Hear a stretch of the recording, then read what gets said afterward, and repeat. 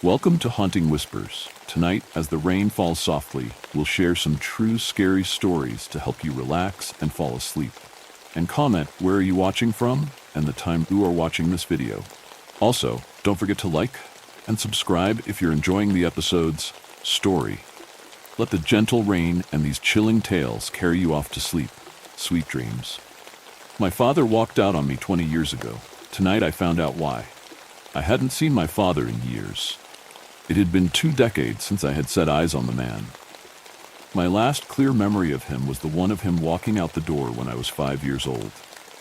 I had been watching cartoons.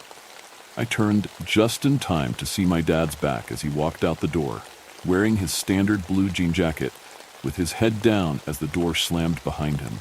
My mother was on the floor, sitting cross-legged and crying a few feet away from me. The sight shocked me. My mom never cried. She was my rock, and I had never seen even as much as a tear from her. I crawled over to her and sat in her lap while she sobbed, completely at a loss of what to do. I remember I stroked her hair to comfort her, something she had done countless times for me when I was sick or upset. "Where's Dad going?" I asked innocently. My mom looked at her, her eyes red and puffy from the crying. "Your daddy is gone, sweetie.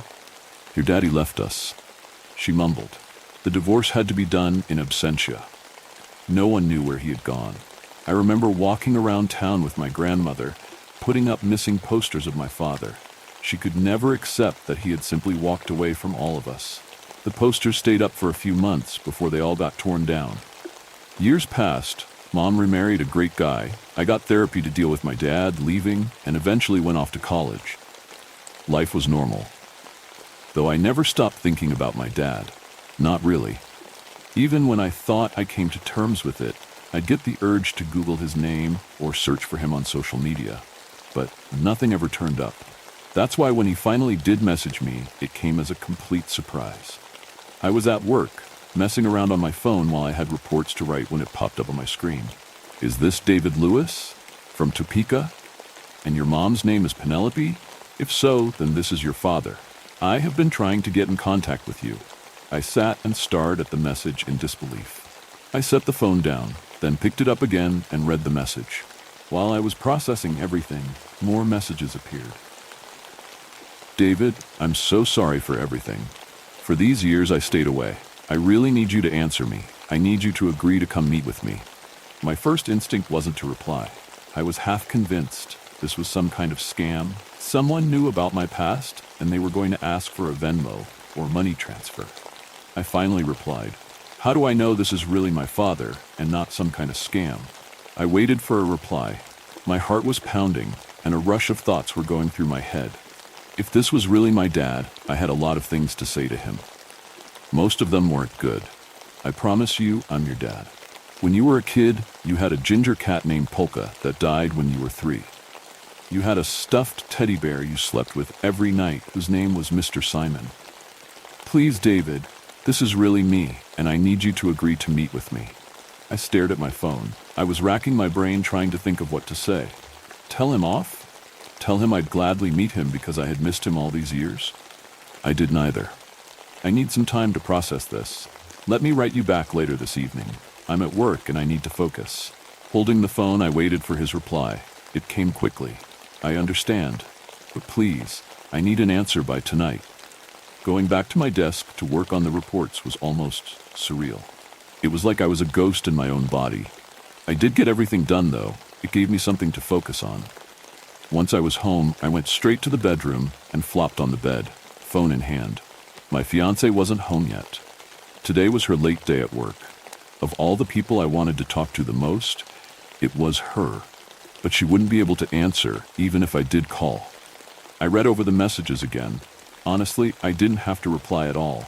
I could block him. Let him sit around and wonder what he did wrong to make me abandon him. But I did finally message back. The curiosity was too much. "Why do you even want to meet with me? If there's anything you want to say to me, just type it out." His reply was almost immediate. "David, I'm so glad you wrote back. I was afraid I had lost you. Trust me, I need to see you in person. If you never want to see or speak to me after that, I promise I'll never reach out to you again." I lay the phone down on the bed and stared at the ceiling. This was just too surreal to me. The front door opened, and Alicia walked in. "I'm home," she called out. She walked into the bedroom when she couldn't find me in the living room. She looked down at me and furrowed her brow. "Are you okay? Did something happen?" she asked, concerned. I shook my head and held up my phone. My dad just messaged me. He wants to meet me tonight to talk in person. I don't know if I should agree to go or not," I explained, holding out the phone to her so she could read what he wrote for herself. Her eyes went wide. Of all the things I could have told her, this didn't seem to be one that she expected. She took the phone and read over the messages. "What do you want to do, babe? I know he's your dad, but he's essentially a stranger. You don't owe him anything. You still don't have to meet with him," Alicia assured me, holding my hand. "I think I want to meet him, even if it's just to find out why he left. I want to hear it from him," I said, squeezing her hand back. I turned back to the phone and typed out the message. "Where do you want to meet? Send me the address." His response: "Thank you so much, David. This means everything to me. I'm sending the address now." I was only mildly surprised when the address he sent me was only 30 minutes from our apartment. I looked it up on Google Maps and it showed a tiny cabin out in the woods. I felt a stab of anger from knowing he was this close to me and was only now reaching out to me. How long had he lived there? Years? Months? I would find out soon enough. Alicia insisted on coming with me, but I convinced her to stay at home. She had the address where I would be, and if she didn't hear from me in 2 hours, she would call me. And if she didn't hear from me, she'd call the cops. She wasn't convinced yet that this wasn't some elaborate scam. I had plenty of time to think on the drive out to my dad's place. When I arrived, I felt a pang of anger at the house. It was a lovely little log cabin. I knew enough about the area to know it wasn't cheap, and I wondered what he had been doing all this time to afford such a nice place. Not paying child support, that was for sure.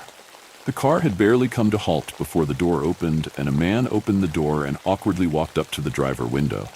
"David," the man said, breathless, a small smile on my face. It was my dad. Now that he was here in the flesh, it didn't feel real at all. He looked haggard and thinner than his photo had let on. I stepped out of the car and he backed away to let me out, the small smile still on his face.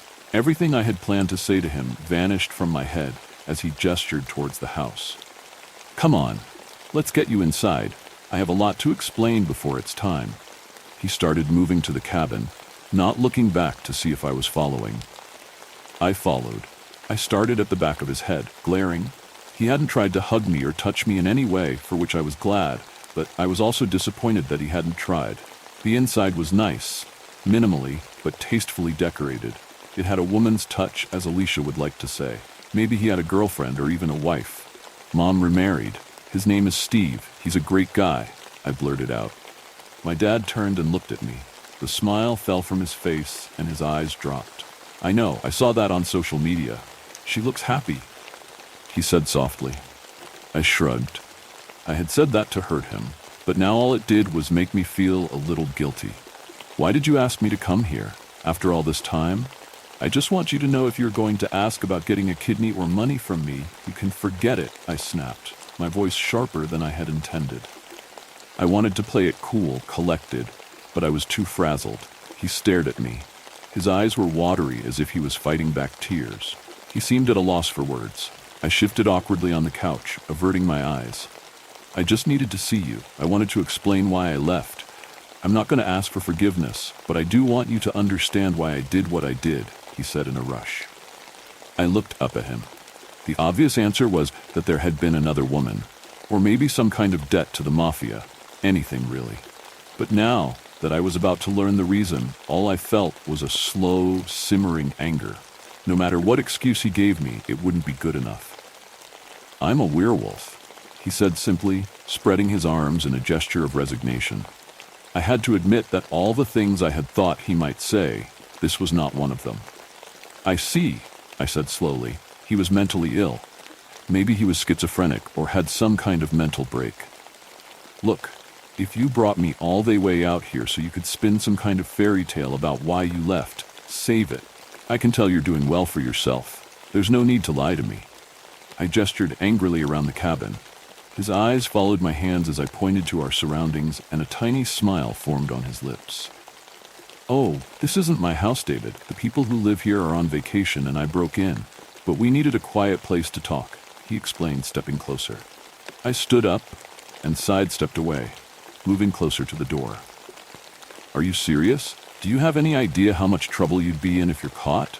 You go to jail for stuff like that." I stammered. This wasn't going how I thought it would at all.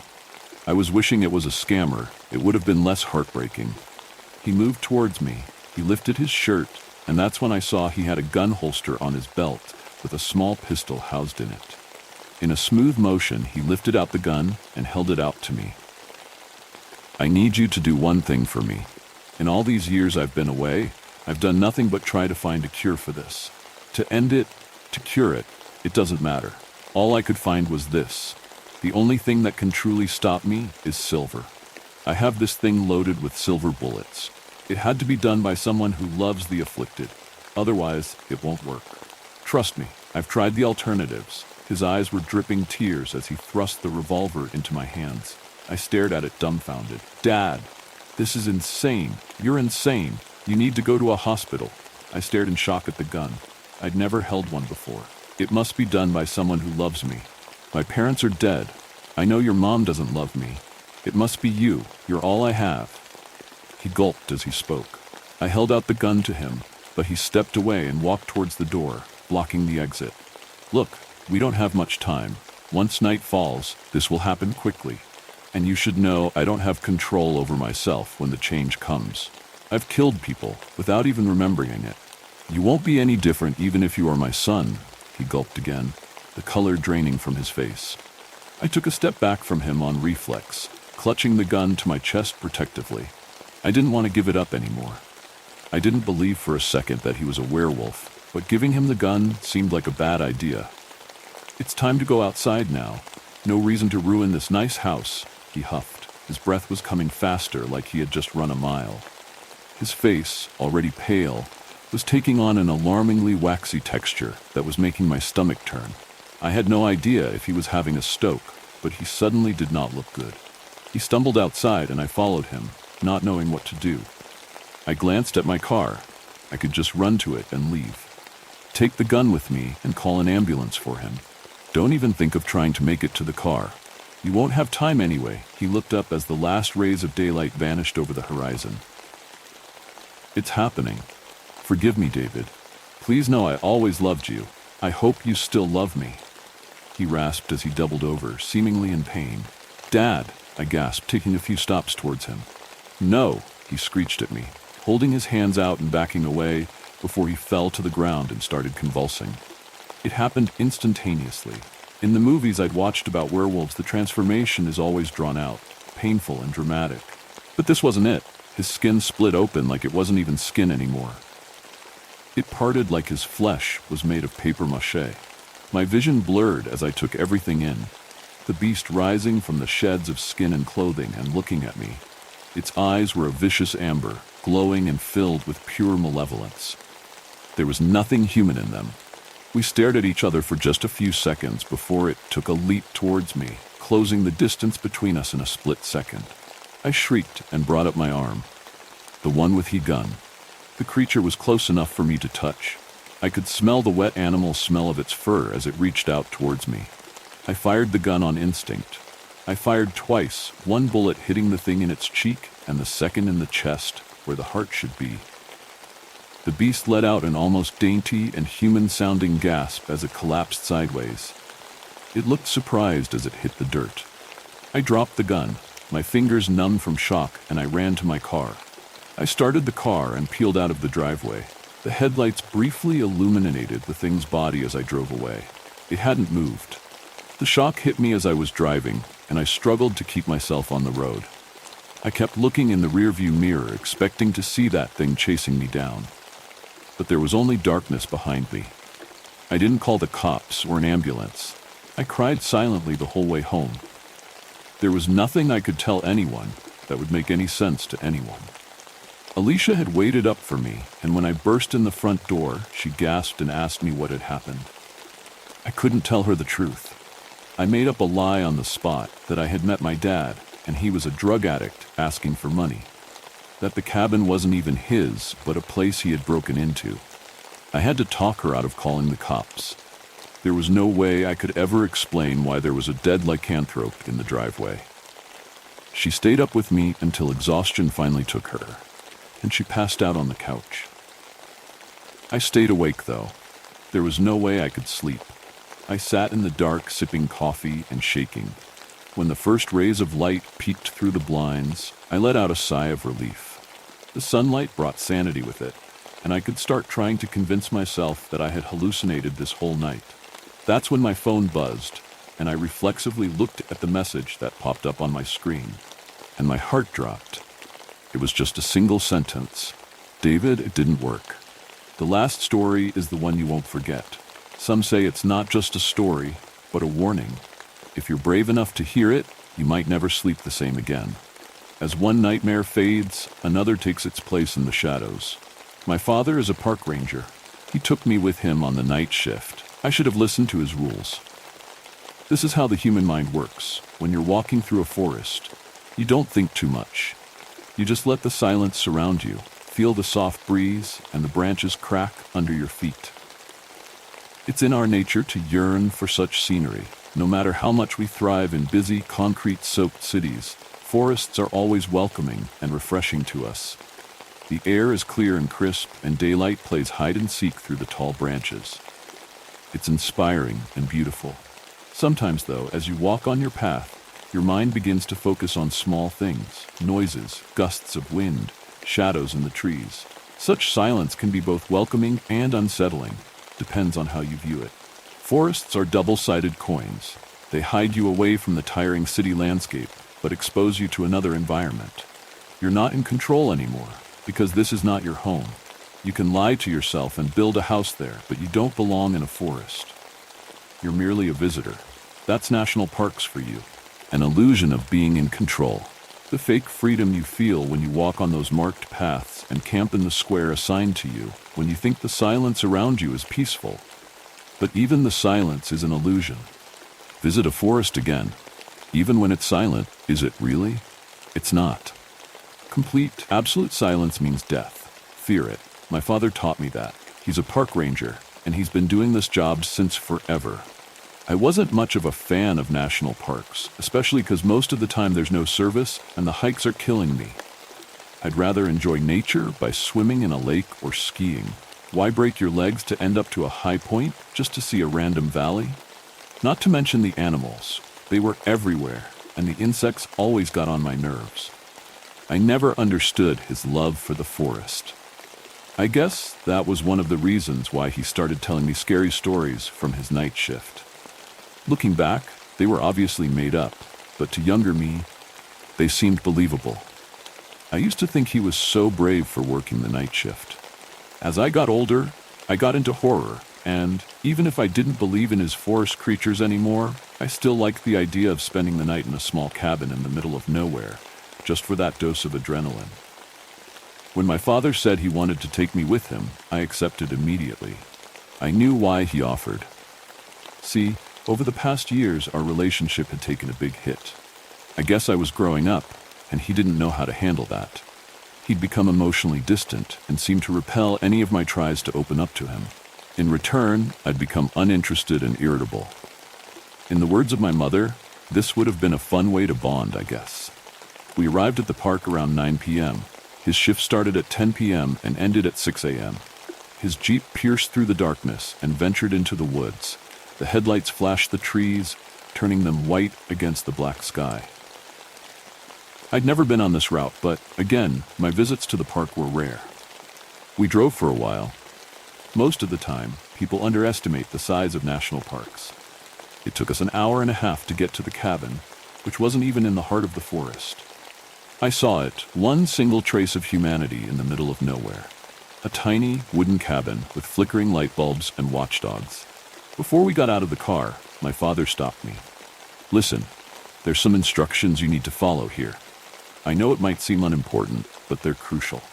Then he handed me a piece of paper, a list of handwritten rules. At first, they were ordinary. Don't go out alone in the park. don't leave food out, etc. I thought the rest of the rules had been put there just to freak me out.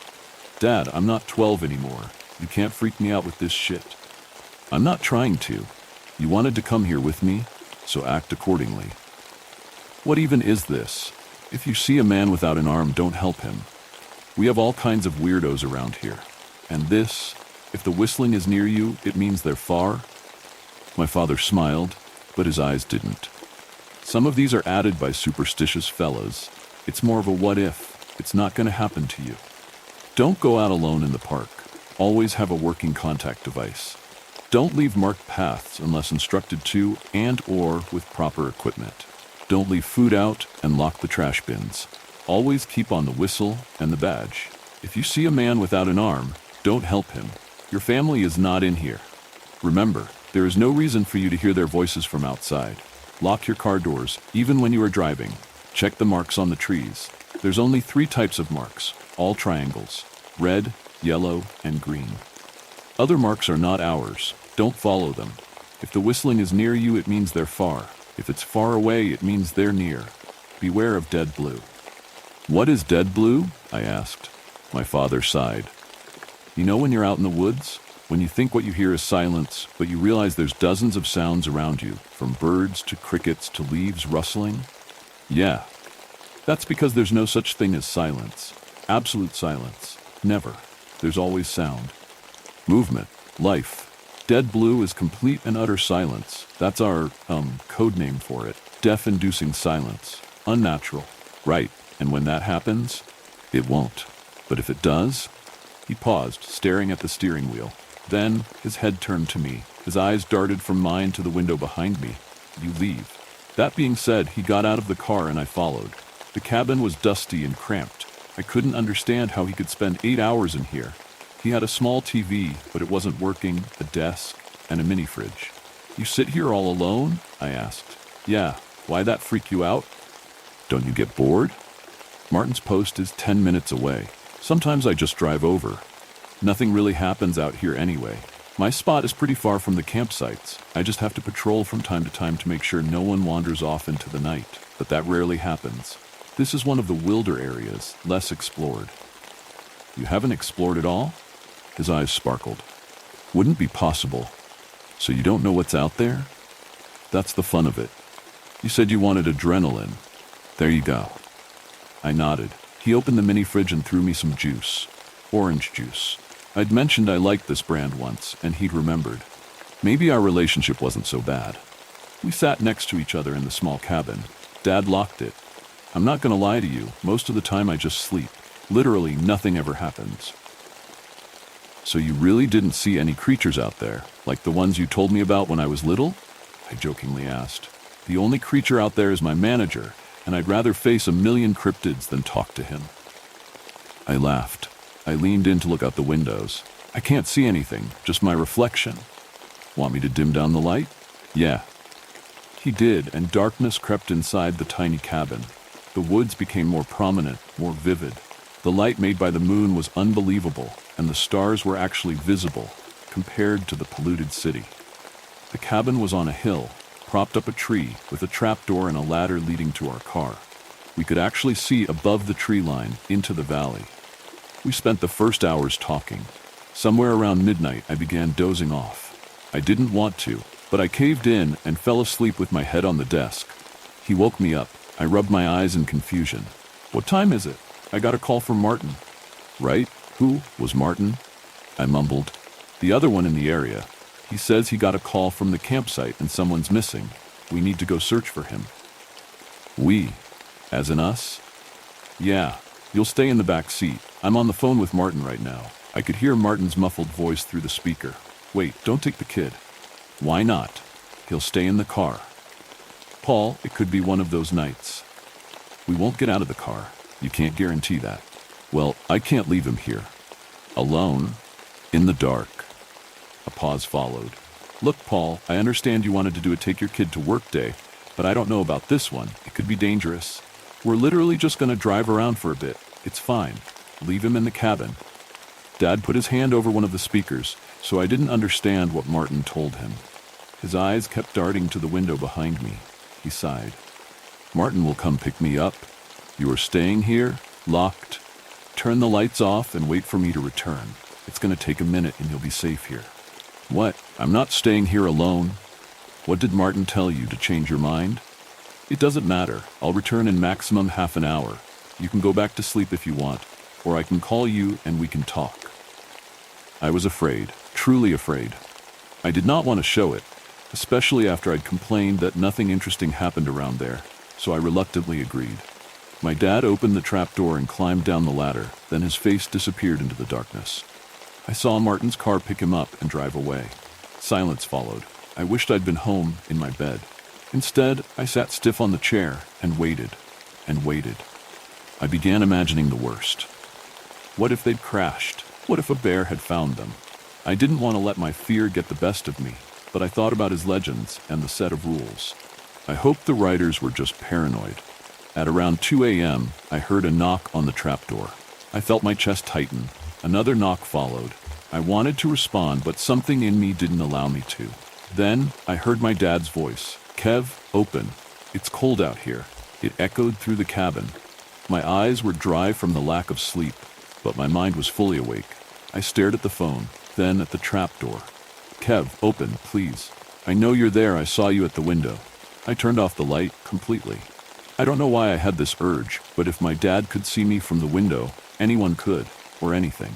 And I didn't like to be on display like that. You don't have a key? It locks from the inside. Shit, yeah. How was it? Did you find him? Yeah, we did.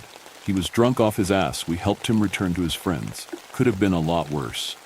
As I was talking to him, I searched for the keys in the drawer. It was strange, because I hadn't heard anyone climbing the ladder, or seen Martin's car drive my dad back to the cabin. How did you get here without Martin? What do you mean? Open up, Kev, I'm freezing. I answered the question. He did drive me here. Didn't see any headlights. They were off, to not draw the attention of animals. Bullshit. I pulled out the crumpled piece of paper. 6. Your family is not in here. Remember, there's no reason for you to hear their voices from outside. My hand was shaking so bad I could barely grab the phone. I skimmed through my contacts. Kate F. Connor. Dad. I called him. The phone was ringing, yet no sound came from beneath the trapdoor. My dad picked up. Anything okay? In the blinding darkness of the cabin, surrounded by the howling wind, I toned my voice down to a whisper. Dad, someone out there is pretending to be you. A long pause followed. When he spoke, his voice was trembling. Don't open. Turn off the lights. Did you turn them off when I told you? I turned them off now. No, you should have turned them off when I left. I'm sorry. It's fine. Don't talk to it. Did you talk to it? Guilt crept up my spine. I don't know why, but I lied. I did not. Good. Stay put. I'm coming after you. But what if the thing sees you? You'll have to face it. We have ways to distract them. It's fine. Don't be scared. I lied again. I'm not. Good. I love you. I'm coming. I wasn't scared for me. I was scared for him. The voice from below continued. Kev, please open. Please. It's cold. I didn't answer. Knocks followed. The voice went on. Did you talk to someone on the phone? Kev, I lost my phone in the woods. Whoever is out there and has my phone is not me. It's not me. It's not me. It kept repeating. It's not me. It's not me.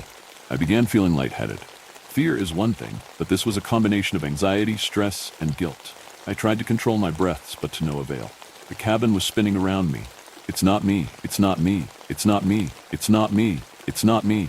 It's not me. Shut up. Shut up. Silence followed. I pulled out the list again and started reading and rereading the rules like a lunatic. I kept listening for noises from outside. The wind was still going. Good. No dead blue. Then I heard a loud thud from my wall. Another followed, and another. It sounded like footsteps. They moved to the roof of the cabin. I could hear my heartbeat in my ears. Whatever was out there was now climbing around my cabin. I could hear the scratching outside. I started to cry and covered my mouth with my hand. I just wanted my dad. I wished I could see his face again. The universe somehow, ironically responded because my dad's face suddenly appeared at one of the windows. He raised his hand and knocked. I stared at him through my eyebrows, my head tilted. Scarcely breathing, I remained still. He kept knocking. That wasn't my dad. The cabin was tied to a tree at around 10 meters from the ground. He could not be at the window. The creature knocked and knocked, and for what seemed like an eternity, we just made eye contact. Blood was dripping from one of its nostrils. Another phone call woke me from my trance. "Kevin, are you there? Are you in the cabin?" "Yes, and the thing looks like you, and it's at the window." "I'm coming right now. I'll shoot it. Don't worry. I'm just about to turn a corner." "Dad, I'm really scared for you. Martin's coming too. It's okay." Truly, in a few minutes, Martin's car pulled up. I cried in relief. The thing turned its head to look, then back to me. It opened its mouth wide and, using its fingers, pulled the corners upwards to form a smile, then jumped into the woods, into the darkness. Gunshots followed. After a few silent minutes, I called my dad. He picked up. "Where are you?" I asked. "I'm coming to get you." I saw him walk towards the cabin, then heard him climb up the stairs. I unlocked the trapdoor and hugged him tight. "What was that? Please tell me we're going home." "We are. I'm so sorry. I should have never put you through this. Come on." As we walked towards our car, my blood ran cold. It was not something I'd seen or heard, but the opposite. See, the wind had stopped. The crickets had stopped. Dead blue. I sprinted to the car, got into the driver's seat, then locked the doors.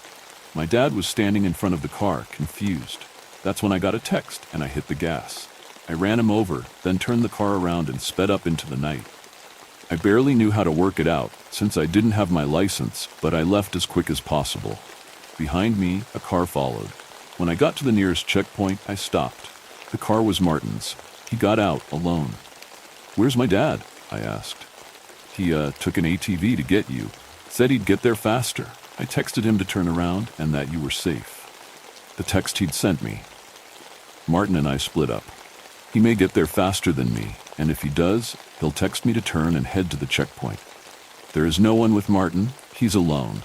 I'd thought I'd unlocked the trapdoor to my dad when he'd actually taken an ATV and turned to the checkpoint. The thing I'd ran over wasn't my dad, and I'd known it since I felt that unnerving silence. However, no one at the checkpoint had seen my father. As I'm typing this, I'm afraid for him, but a part of me knows he's alive. Maybe he took another route or got lost. Whatever he did, I'll find him. But that was just the beginning. There's always something worse lurking ahead. Don't fall for it. I realize now this is all his fault. He made that thing. If you're reading this, stay out of the woods in Australia. It could still be out there, and it's smart. This all started about a month ago. I was startled awake from my couch. Knock, knock, knock. Who the hell is all the way out here banging on my door this early? I grumbled as I approached my front door and gazed through the peephole. Sure enough, there was a middle-aged man, balding with a wrinkled forehead and not very tall. He noticed the peephole and gave me a wide smile. Well, this guy isn't creepy at all. Might as well see what he wants. I opened the door, and the man greeted me. "Hey there, I just moved in across the street. Just wanted to say hello. I'm Tullio." His aged expression shifted to a grin. Annoyed but not wanting to be disrespectful, I greeted him back. "Nice to meet you. Name's Ned." Hiding behind him, I noticed a little girl. "Come now, don't be rude. Ned is our new neighbor," Tullio said. "Say hello." "Hello," the girl muttered, then more clearly this time looked up at me and said, "I'm Olivia." I smiled. My wife and I were expecting to have a little girl. Olivia's brown hair and eyes reminded me of my wife's, a beautiful shade of orange-brown like that of autumn leaves. I scratched the back of my head and greeted her as well. "It's nice to meet you, Olivia." I glanced at the house across the street behind them. Nobody had lived there for years. My house is in the middle of nowhere, and the other closest house is the one right across the long road that stretches for dozens of miles out of the woods. A strange place to put two random houses, I know, but apart from the terrible phone service and internet, for me, it was perfect. If you don't mind me asking, Tullio, was it? What brings you around here? The corners of his grin shifted down slightly.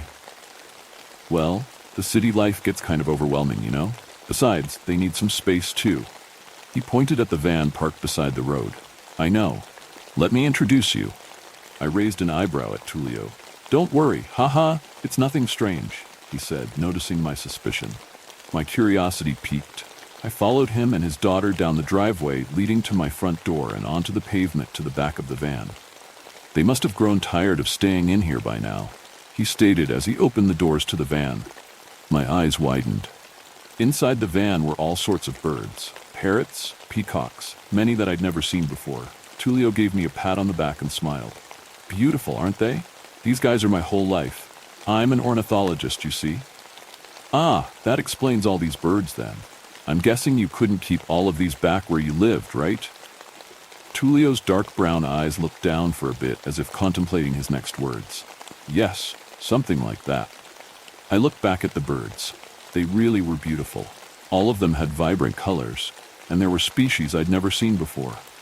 One of them, however, caught my eye. I'd read about them in a book back in middle school. It was a lyrebird, nature's greatest mimic, I thought out loud. I see you noticed, Tullio said as he climbed into the van and took out the caged lyrebird. This one is special to me, you see. She was my wife's favorite as well. I noticed Tullio's expression changed to one of melancholy. Your wife? Where is she now? She passed away not too long ago. Tullio looked down at the cage of the bird he was holding, his gentle grasp tightening ever so slightly on the wooden handle. This bird has been with us for many years. It's all I have left to remember her by, but I like to believe my wife's closer to us than you'd think. There was silence between us for a bit. I knew the feeling he had all too well. I opened my mouth to try and break the silence with some words of comfort when the sound of a woman's soft voice stopped me. Tullio, I love you, sang the lyrebird. It was a gentle voice. Even when replicated by a bird, it could give you a sense of ease. I looked down at the bird, its beady brown eyes staring back with intelligence I didn't think possible of an animal. And then I looked back at Tullio. I could see his eyes begin to dampen with tears, his surprised expression shifting to a grimace as he held them back. Feeling a bit guilty about what had just happened, I racked my brain for anything I could say. Wow, that bird's super cool. You're super lucky to have something like this. It's like a living recording of your wife, right? I stammered. Immediately, I regretted my words. I'm a dumbass. That was the worst thing I could have said. In what world is he lucky? For crying out loud, I should have been able to sympathize with the guy, and this is the best I could say. But before I could apologize, Tullio flashed me a smile and wiped his eyes with the sleeve of his sweater. You're right. This little one is a blessing. It's the reason I'm able to see her again after all. In hindsight, that was a strange thing to say, but I was too busy feeling relieved he didn't take my words of comfort the wrong way to notice the grim meaning behind his previous statements. Regaining his composure, Tullio spoke. Now, me and Olivia could use some help bringing these guys inside, if you don't mind. Sure, I replied. Tullio led the way to his house with Olivia following close behind him, and then opened the front door. Inside, I was surprised to find that the house was already furnished, and not so surprised to find that everything was painted in a fine layer of dust. Aside from this, the only furniture of note was a large bookshelf and a portrait depicting a white-haired woman, clutching in her hand a long, slender blade. The portrait was beautiful, and as for the bookshelf, its contents were a little odd.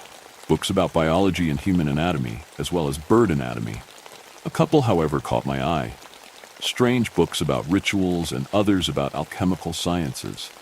I took out another book that seemed the most normal. It read, Hiding in Plain Sight by Susan Lewis. Disinterested, I placed the book back on the shelf and resigned from inspecting it further.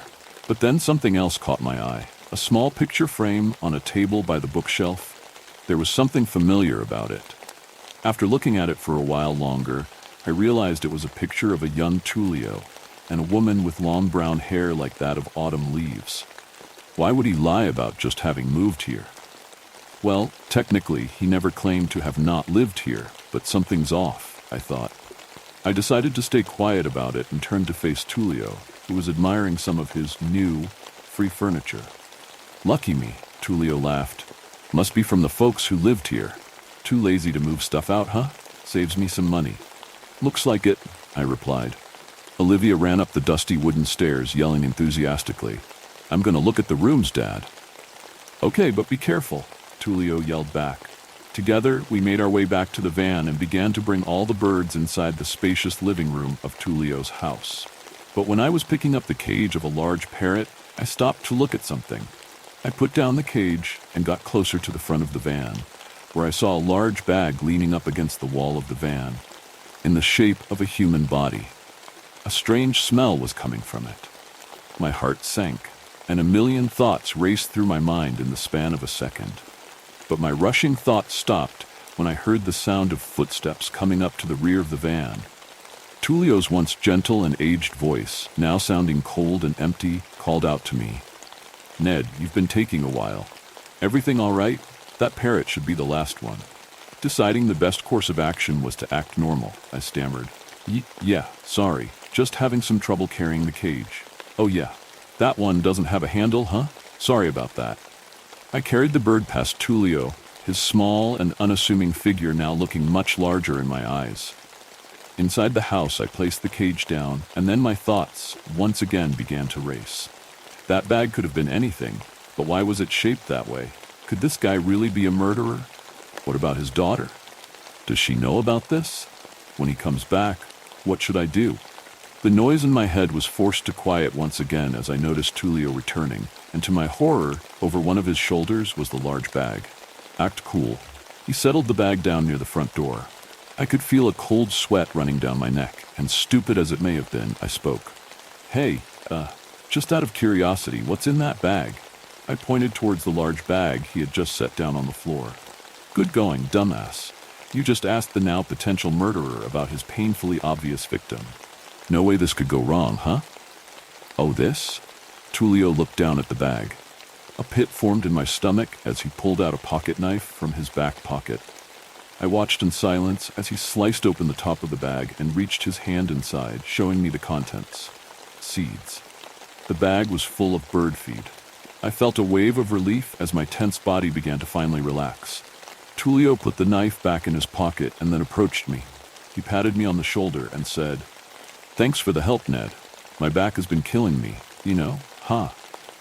I'm gonna go ahead and get the birds situated." I let out a nervous laugh. "Yeah, sure. Anytime you need anything, just let me know." That night, as I lay in bed, I remember feeling glad that my new neighbor seemed like a genuine guy, one that I had something in common with. When my wife and I lost our child, she couldn't cope with it, and one night I found her hanging from our apartment balcony. That night, seeing her cold, lifeless body swaying in the breeze, it took every ounce of will I had not to join her. I felt betrayed that she would leave me alone like this without so much as telling me anything. After this, I became irritable and impossible to be around. Not a day went by that I didn't consider ending it all just to see her again, feel her again, listen to her again. I made plans to go through with it, but the day never came. Whether it was because I was too cowardly to end it or courageous enough to keep living, I'll never know. So I decided that the best thing for me now was to isolate myself. I had always loved nature and hiking, especially in the woods, and that's what brought me here, to the middle of nowhere. At first, I thought my peace had been ruined when I woke up to that knock on my door, but now I was thinking maybe I could use the company. The next few weeks were pretty normal, but now I was spending some of that time playing with Olivia, who I had noticed was always outside with some of the birds. The birds that weren't good flyers were left outside within the confines of the very tall fence of Tulio's house, although I never saw the lyrebird among them. Spending time with Olivia was bittersweet. It made me think of what life could be like if I had my wife and daughter. But something was off. As the days went by, I saw Tulio less often. When I would see him, he had dark bags under his eyes, as if he was staying up all night doing something. The picture frame I had seen inside the house kept scratching at me. One day I couldn't put it off any longer. While playing with Olivia and the birds, I asked her, "Have you lived here before?" Olivia looked at me, raising an eyebrow, and giggled. "No, silly, we just moved here, remember?" "I know, but I was thinking maybe this was your old house or something. Or maybe your dad lived here before?" Olivia put a finger to her chin and thought about it for a few seconds. "Nope, I have no idea." Then she went back to playing with the birds. I sighed and lay down on the grass. So not even Olivia knows anything. It's honestly none of my business if Tulio used to live here and didn't tell me anything, but why lie? And why come back here now? Was there something he needed here? Olivia stopped running around and looked over at me. "Oh, but I never got to have my birthday party before coming here. Oh yeah? Why not? How old are you now? I'm 12. But when we moved out of our old house, Dad said that seeing Mom again was more important or something. But I think he's just kind of crazy because he's getting old. She laughed. Hey, that's your dad. Show some consideration. And you know what? How about we celebrate your birthday soon? Just let your dad know, and I'll get everything ready, I said as I brushed the grass off my clothes and headed home. Really? Okay, it's a promise then. Olivia beamed as she waved goodbye. Walking home, I thought about what she said. Tullio said they were going to see his wife again. He must be going through it still, and if that is his old house, then it must be bringing back bad memories. Maybe having this party will cheer him up a bit, but the party would never come. That night, I leaped out of bed to the sound of frantic banging on my door downstairs. I grabbed the bat I kept beside my bed and ran downstairs. As I got closer to the door, I recognized the screaming from the other side as Olivia's voice.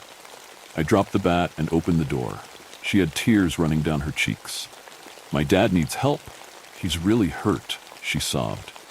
What happened? She struggled to speak through her sobbing and gasping breaths. He went into the room. He always tells me I'm not allowed to go in, but he hasn't come out, and he was asking me for help. I told her to show me, and we ran across the street to Tullio's house. As I got closer to the front door, I immediately noticed that none of the birds were making any sound. At the door to the living room, I noticed that the same bag of bird feed Tullio had cut open was gone. Although not seemingly important, this bothered me. Then I heard Tullio's unseen voice pleading for help. Please, help me, he screamed. He's over here. Olivia yelled at me as she led me through the house to a basement door behind the stairs of the second floor. Help me. Open the door, please, Tullio pleaded from beyond the door, and I had never heard such desperation in another man's voice before. Then I heard loud creaks come rushing closer to the door, and Tullio's voice grew even more frantic. Quick, open the... His voice was cut short, followed by loud wooden creaks and thumping sounds, this time moving quickly away. Tullio, I called out. He must have fallen down the basement stairs, I thought to myself. I reached out and grabbed the door handle. It was locked. There's no time for this. Tullio could be hurt. I slammed my body against the door repeatedly, and then with a final heave, I saw my world turn black as I crashed down a long set of stairs into an inky dark basement. Ned, are you okay? Olivia yelled down at me.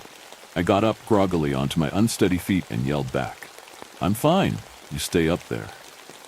I looked up at Olivia and the faint light that did little to illuminate the pitch-dark basement around me. However, I noticed that the stairs were splattered with blood. I felt a warm liquid run from my head and down to my cheek. I pressed my hand against it, and sure enough, it was blood. But it wasn't mine. Tullio must have gotten hurt.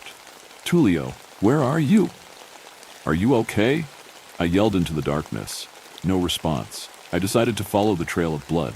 How the hell did he fall so far from the bottom of the stairs? The basement was large. It wasn't a trick of the darkness. It must have been an extremely wide room. The weirdest part was the strange, extremely intricate circles scattered on the walls, with markings and writings I couldn't recognize or read. The pungent smell of rot grew stronger the further I walked into the basement. Then I neared the end of the trail, where I heard a strange noise, a wet popping and snapping. I could barely make out the figure of Tullio on the ground in a pool of blood, and some sort of massive, fuzzy spider tearing away at him. But it wasn't a spider. The thing's feathers slowly retreated, revealing those familiar, intelligent eyes staring back at me. Even in the darkness, they were unmistakable, except this time they were much larger. I barely had time to process the thing's appearance before it started to scream. I don't think scream is the right word for it, though. The only way I can describe it is that it sounded like a large number of people, men, women, children, screaming simultaneously in a dreadful orchestra of collective agony, so loud that I could feel my very bones vibrate. I covered my ears as hard as I could with my hands, my fear quickly transforming into terror. I ran back to the door faster than I had ever run. I could only have been running for a few seconds, but it felt like an eternity. The walls of the basement amplified the sound, making it feel as though it was coming from all around me. My vision began to blur, and the pain in my ears was unbearable. I thought my head might explode. Somehow, in my disoriented state, I reached the stairs, but to my horror, I couldn't climb them. Every step I took sent me crashing down face first onto the cold wooden steps as the screams robbed me of my balance. My mind's pleas to my body to stand and walk fell on deaf ears. I felt the unholy cacophony of voices grow closer. This was it. I reached out toward the light above and felt an arm grab me. Olivia was pulling me up, yelling something that I couldn't make out through the noise. I had to act quickly. My senses in disarray, I used all my might to perform the menial yet grand task of crawling up the stairs. I shut the door just in time, locking it firmly in place. And then, silence. Olivia and I stared at each other in horror for a moment, but the silence was soon broken by slamming on the door. "Run!" I screamed at Olivia, and we bolted for the front door and out of the house to the yard. It was at this point I heard the basement door give way with a loud crash, and the birds began going crazy in response to the thing's presence. I didn't hear the sound of its pursuit. I didn't know if it had even given chase, but I dared not turn around. Olivia and I were halfway across the road to my house when we heard the gentle voice of a woman. "Olivia, wait! It's me!" Olivia stopped running, and I turned back to yell at her not to stop, but it was too late. What followed is something that will be burned into my eyes for the rest of my life. The thing loomed over Olivia. It looked like a person, but it was wrong. Its long brown hair, like that of autumn leaves, covered parts of its face with patches of feathers across its sickly frame. Its elegant tail contrasted with the rest of its repulsive appearance. And those eyes, those same eyes of unspoken intelligence, gazed down at Olivia. The eyes of a predator. Olivia opened her mouth slowly. "Mommy." Then, in the blink of an eye, the thing leaped at Olivia, its jaw unhinging into a wide, terrible maw, bearing long black talons down at her. I ran, not wanting to see what followed. I heard the sound of flesh tearing and bones snapping through Olivia's muffled screaming. I reached my house and barricaded the door as quickly as I could, gasping for air. What the fuck is happening? I have to be going crazy. This can't be real. I cried, and my stomach rejected its contents as I threw up all over my living room floor. I couldn't just stay like this. I needed help, quickly. I ran up the stairs to my room and grabbed my phone from my nightstand. I called 911 and told the operator there had been a murder. "I'm sending help your way, sir. It seems you live in a rural area, so they may take some time. Please be patient and lock your..." The call cut out. "Hello? Great. Terrible service just when I needed it. At least I know help is on the way."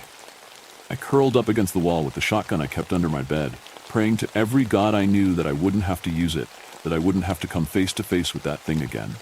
I tried my hardest not to think about the situation. I felt like I was losing my mind. I waited for what couldn't have been more than 20 minutes, and then I heard them. Police sirens. A wave of relief washed over me. They got here quickly. I'm at least an hour away from the nearest town, I thought, but I didn't care. I was safe. I rushed down the stairs and began to hear the chatter of radios and cars pulling up to my driveway. Then a loud knocking at the door. "Hello, sir? We got your call. Is everything okay?" "Yes, hello. Thank you, God. I need help. My neighbor's been murdered." I yelled at the officer through the barricade. "Stay calm, sir. We're here now. You're safe. Just open this door so you can explain what happened." "Yeah, okay. Give me a second." I walked closer to the barricaded door to unblock it, but a sudden realization stopped me. Where were the emergency lights? There was no light coming through the gap under the door, and the police had arrived far too quickly. Something was wrong. My stomach began to sink, and unease crept in once again. I slowly stepped away from the door. "Hello, sir. You need to open this door so we can help you." What am I doing? Am I crazy? Help is on the other side of this door, so why won't I open it? I just need to open this door and it'll all be over. And yet, I found myself stepping farther and farther away from the door, away from the logical path to safety. Like some sort of primal fear was moving me on its own. "Sir, open this door right now," the police demanded. Frustration welling up inside me, I yelled, "I'm not opening the door!" And then it all stopped. The police chatter, the hum of the car engines and the voices outside, all of it, all at once. My world became quiet. I stood still, listening. The silence was unbearable. I had to do something, but I didn't know what. Ned. I jumped. Olivia's voice beckoned me from beyond the door. Ned, are you okay? Please come outside. I need help. I felt my chest tighten and my breath grew short. I needed to get away from that damn door. I stepped backward, quietly, carefully, as the thing rambled on, posing as Olivia. But I wasn't careful enough. The floorboards creaked beneath me, alerting the thing that its prey had caught on, and the path of least resistance was no longer an option. I heard the thing groan and whine as if frustrated, and then it began to slam into the door. Once, twice, 3 times. The makeshift barricade held firm, but by now I was already upstairs, clutching the shotgun close and hiding in my closet. It's been an hour since then. I don't know where the hell the cops are, or if they're even coming. Every sound I hear feels like a trick, a lie. Maybe the call was a lie too. I still hear it pounding on the front door. Yet moments ago, I heard a door on the 2nd floor creak open. I don't know how the hell it's doing that. I don't know what to believe. I can't trust my ears. It's going to find me, but I'm going to fight back. I'm going to try and kill it.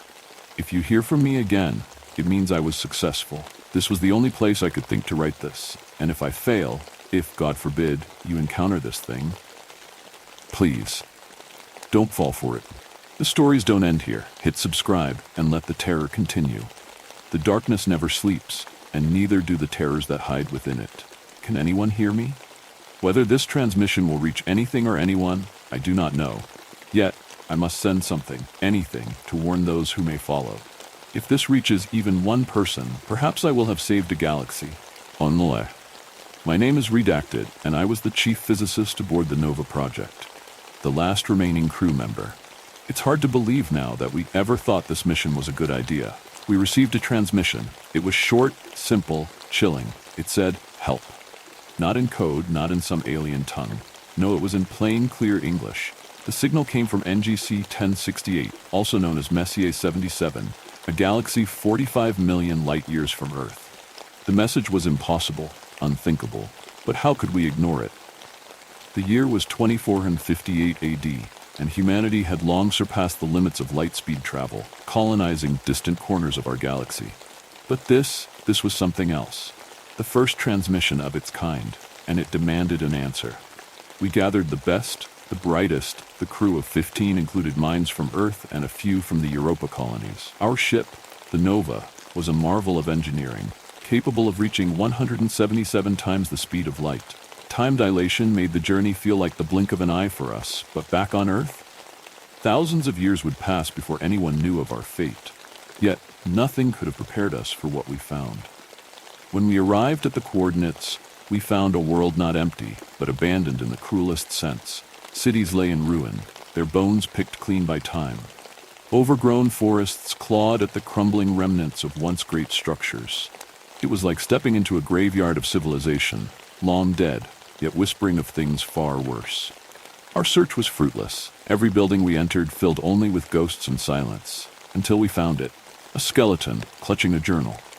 The name written inside, Hiriko Nakasea, the first human to achieve faster-than-light travel, the first to voyage into the deep unknown. Her journal told us a story that mirrored our own. She, too, had answered a signal from this very world. It was different, a Morse code transmission that read, "Come." Her crew, part of a classified mission called Project Jinga, had vanished without a trace. Now we were walking in their footsteps. Our captain ordered us back to the ship immediately, but when we returned to where the Nova had landed, it was gone. Nothing remained but disturbed dust. Panic set in, but there was no time to process it. The ground shook. In the distance, something moved. A creature, if you could even call it that. I lack the words to fully describe it. It was a towering, hulking thing, some 20 meters tall, its form seemingly stitched from the minerals of this desolate world. Its chest bore a great, hollow cavity, and the way it moved, like a nightmare dragged into reality. We ran. We hid. It didn't matter. One by one it found us. I survived by chance. I was out on an expedition to find food, but the others, they weren't so lucky. It hunted them down, as if it knew every place they would try to hide. When I returned, they were already gone. Now, I'm alone, sending this message from an ancient laboratory. There are pods here, filled with eggs of the creature. It is breeding. To whoever receives this, do not come here. Turn back. Flee. If you do not heed my warning, you will meet the same fate as us. Goodbye. You may have survived this tale, but the next one waits, hungry and patient. Something keeps unlocking my door at night. Okay, so I know everybody reading this will probably think I'm some nutcase. I'm prepared for that. I just wanted to share this story in case anyone else has experienced anything similar. It all began 2 months ago. I had recently moved to British Columbia from Washington State for a new work opportunity. I had been interested in Canada and was still relatively close to my friends and family, so I took the role and moved to a city called Kelowna. Nature had always appealed to me, and I was excited to move to a place where I could be surrounded by the beautiful scenery of the Okanagan Valley. I'm a pretty anxious guy and thought this move to a calmer, more scenic location would help me with that. Unfortunately, what didn't help my anxiety was the difficulty in finding a place to rent. But after a few weeks, I managed to find a place with a great mountain view and a beautiful park within walking distance. While I was correct that the scenery did improve my mood immensely, I'll admit the neighborhood creeped me out. A lot. This should have been my first sign to turn tail and get out. The neighborhood was gorgeous landscape-wise, surrounded by beautiful mountains, but still felt ominous at the same time. The residents seemed much older and, by their reactions to my moving truck, not very happy about my being there. Almost all of the houses except for mine seemed run down. Lawns were overgrown, paint was peeling, all the windows seemed to have blinds for curtains. Now and then, I would see someone peering out from their blinds, but no one ever came to greet me. Still, it didn't get to me too much since the house I was moving to was newly renovated and the rent was much lower than others on the market. I felt like I got a deal. I settled in, and the first 3 weeks were fine. But still, there were constant red flags. Each night when I took out the trash, I would see some of my neighbors sitting out on the porch at 10 p.m. drinking. I didn't find this too out of the ordinary, but it always seemed like whenever I would show up, they would instantly stop talking and start looking at me, as if they were talking about me. I know that seems really self-centered, but what would you think if every time you showed up, people stopped talking and started staring? I chose to ignore it. It first happened on the 4th week after I had moved. I had just come back from work, tired and hungry. I made some TV dinner and decided maybe it was time I got to sleep early for once. I turned off the lights and promptly went upstairs. It wasn't more than a few hours into sleep when I heard it. Click, click, click. At first, it sounded like something was knocking at the window. I wasn't fully awake, but the noise was getting louder. I thought it was coming from outside. Maybe a raccoon was jumping on the roof. But then my heart sank as I slowly came to the realization. It was my doorknob. Someone was trying to get in. It almost felt like my mind was read, though, because as soon as I realized this, it stopped. I was paralyzed with fear that whoever did that might come back. After a while, I mustered up the courage to rush out and turn on the lights. I yanked open the door, but obviously, no one was there. I turned on all the lights in the house and went to check the door, but it had been locked the whole time. The windows were all closed and locked as well. I felt my stomach drop. There had to have been some squatter from previous years still living in the house. I barricaded my door and tried to go to sleep. I woke up early the next day and started scouring the entire house, and I mean inch by inch. When I was done, I started checking the walls to see if there were any cracks or hidden entrances. None. I was doubting myself at that point. Maybe I had dreamt it, or maybe it was some weird version of sleep paralysis. Obviously, I wasn't fully awake at the time, and I'd had wacky dreams before. But maybe this was just one of them. Or maybe the door just does that sometimes. I couldn't really come up with an explanation. I had thoroughly checked the house and found nothing. I wasn't sure what to make of it. I tried to move on. But due to paranoia and a mix of fear, I decided to set up a lock in my room so it could be locked from the inside. Things went back to normal, and I didn't notice anything strange for a bit. That was until I noticed that for some reason, in the morning, the door to my room would be unlocked. At first, I thought maybe I had forgotten to lock it. So the next night, I made sure to actually lock it. I woke up the next morning, and lo and behold, it was unlocked. Now I knew something was going on. No more doubts. I decided then I would stay up and confront whoever this squatter was, or at least find out what was going on with my door. I bought some energy drinks and got ready. I turned off all the lights, drank my energy drinks, and locked the doors to get ready for the long night. Time crawled by as I kept watch, trying to pass the time, but every minute felt like 1,000. Time was moving so slowly that it felt like morning would never come. After about 2 hours, my bladder started filling up, and I started taking more trips to the bathroom. I was worried this would scare off my potential squatter, but I had no choice. I kept waiting and kept drinking energy drinks to stay awake, but at this point it was 3 a.m. and still no sign. I was starting to worry this whole thing might have been for nothing. That was until I had to take another quick trip to the bathroom. I finished and started to head back to the room. That was when I saw it. Just then, as I was walking in the hallway, someone, or to be honest, I should say something, was walking up the stairs. My skin instantly went cold as my heart leapt up in my throat. There was no sound. It moved without touching the stairs, but as it was turning the corner for the second flight, it saw me and stopped. That was when I realized this wasn't a squatter at all. It was pure black, almost as if it was a shadow that came to life. It had the outline of a person, but it didn't seem very human. It was much too small. The outline of its head seemed entirely too big for its body, and the arms much too short. It had no face, but I knew it was staring right at me. I could feel cold sweat dripping at this point. Then, it started moving towards me. It was slow, but its movements felt very fast. It seemed to float up the steps. I couldn't move a muscle. I couldn't breathe. My body refused to respond.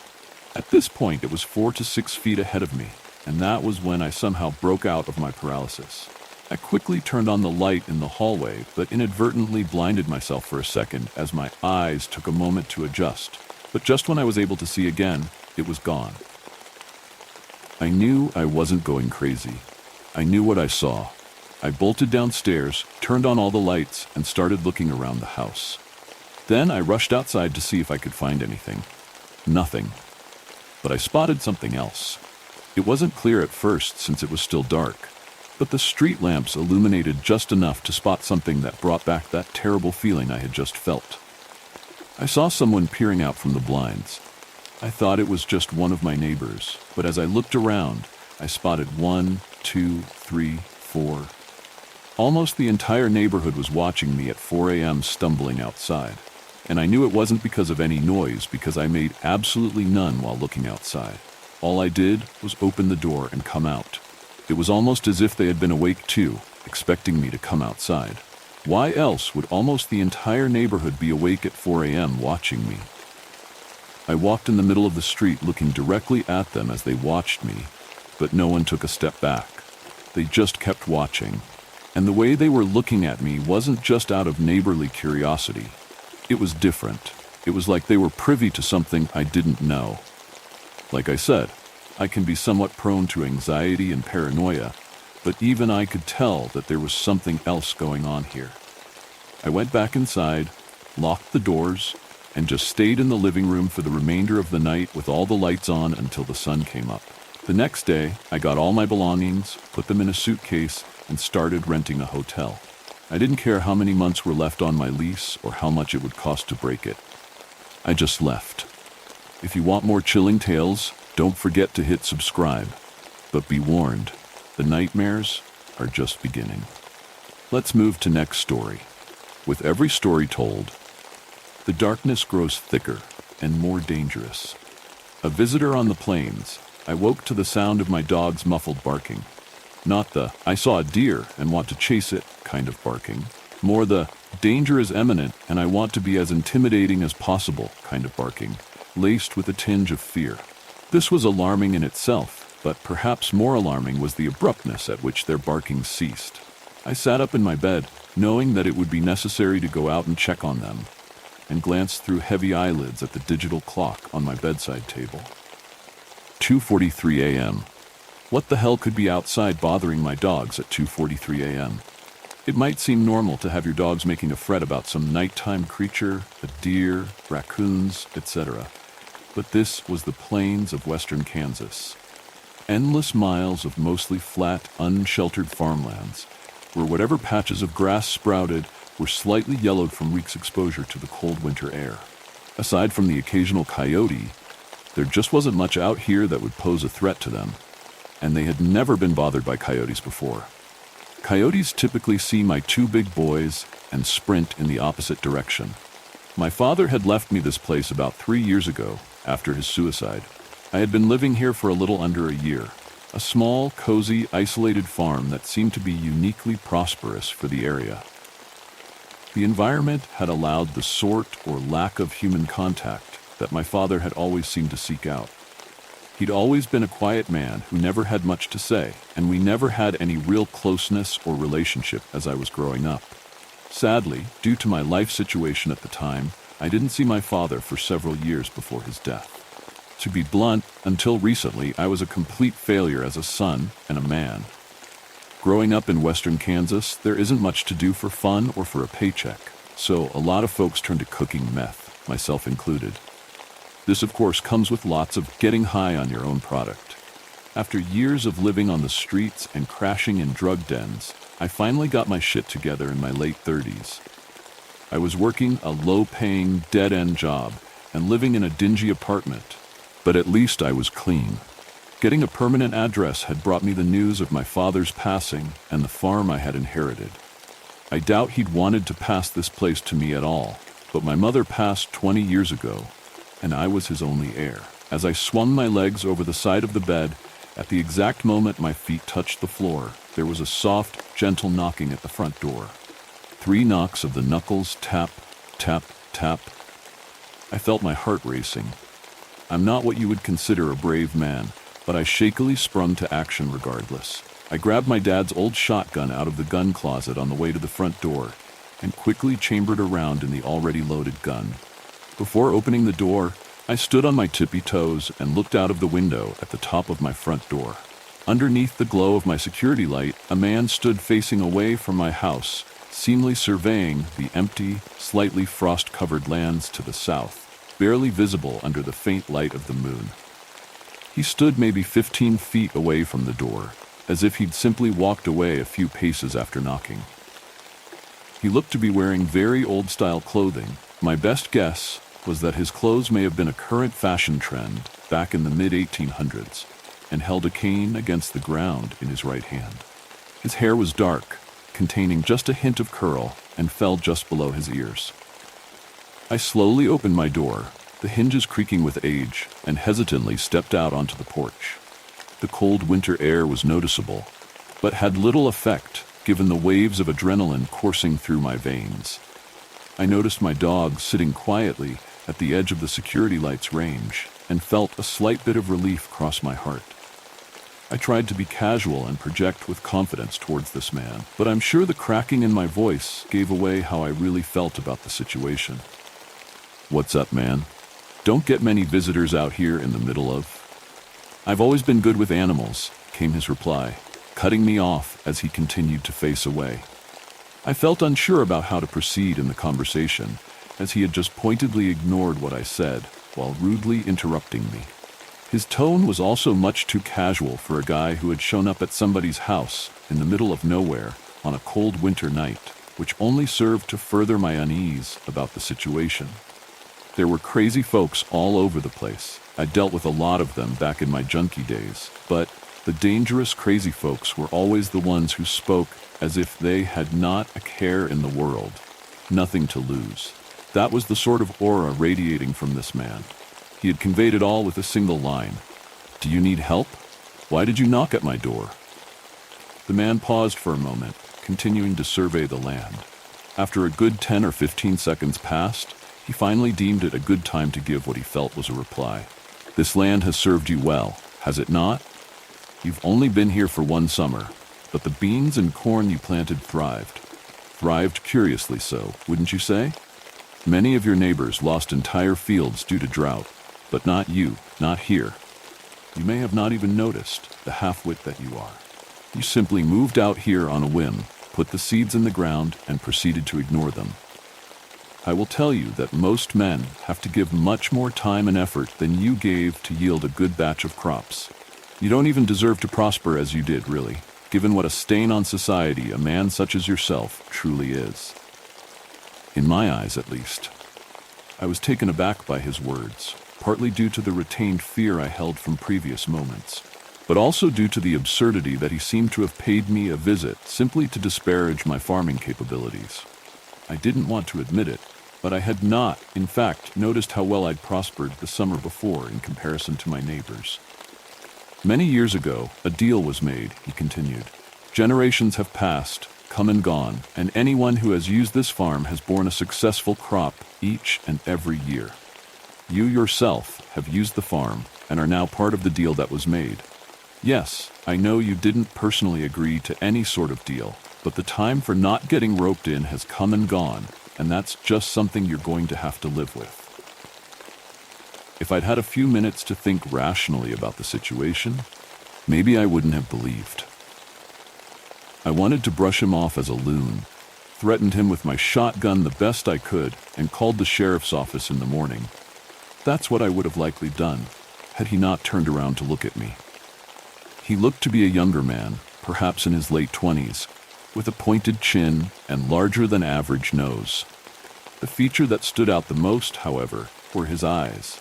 His pupils glowed a deep, dark tinted orange, like the color of an iron bar that's been heated to extreme temperatures then allowed to cool, while still remaining dangerously hot. As his gaze washed over me, I felt slightly entranced, as if a calmness washed over me, and briefly abated the symptoms of my fear.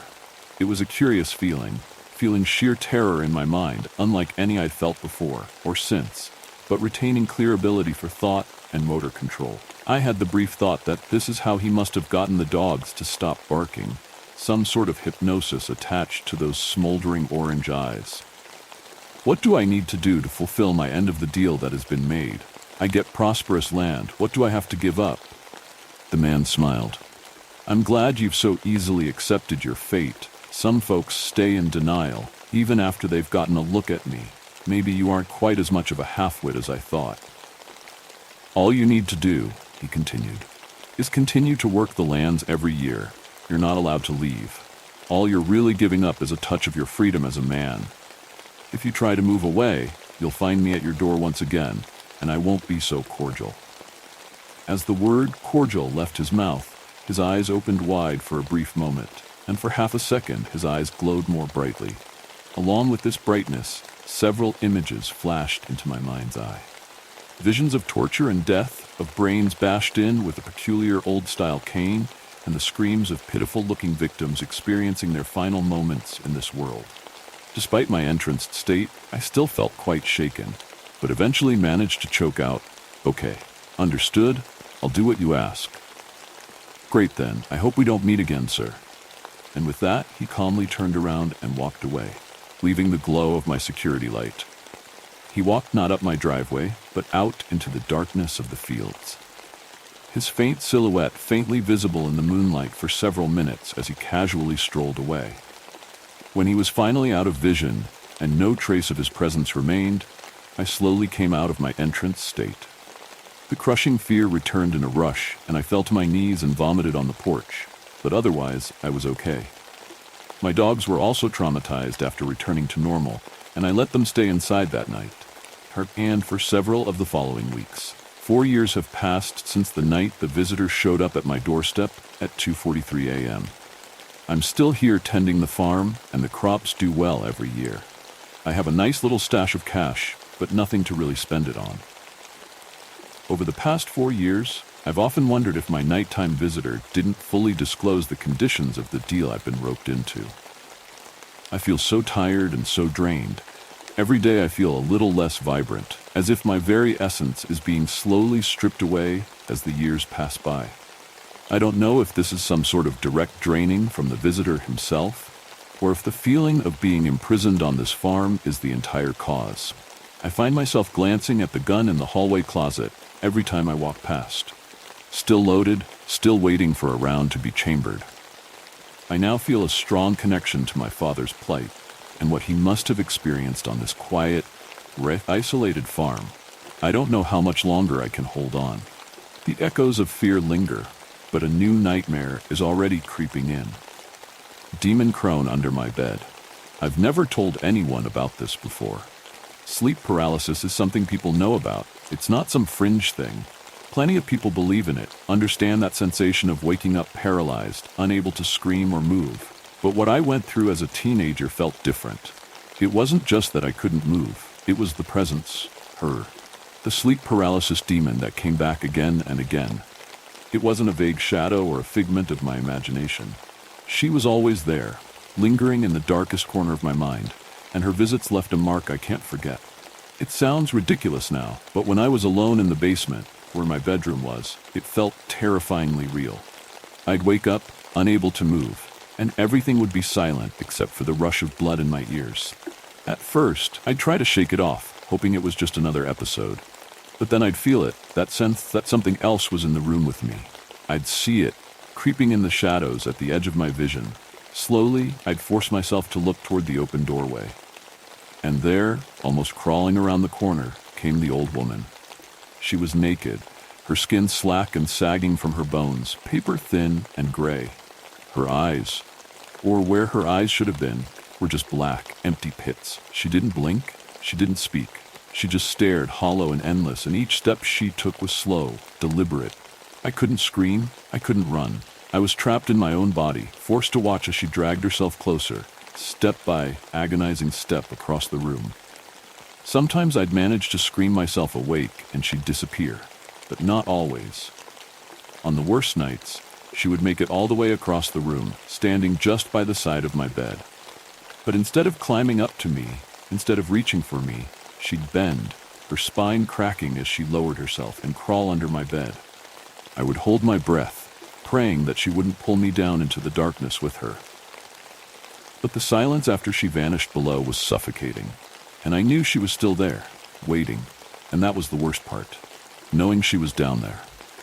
When I'd finally snap awake, fully conscious and able to move, I couldn't bring myself to get out of bed, because I knew she'd still be under there, waiting for me. It happened over and over. Some nights I'd escape her, other nights she'd make it under the bed, always leaving me trapped in my own mind long after I woke up. It wasn't just fear, it was a certainty. A certainty that she was there, always lurking, always waiting for the one night I wouldn't wake up in time. It left a stain on my nights, something I couldn't shake, even when the daylight returned. Eventually, I grew out of the sleep paralysis. It hasn't happened in years.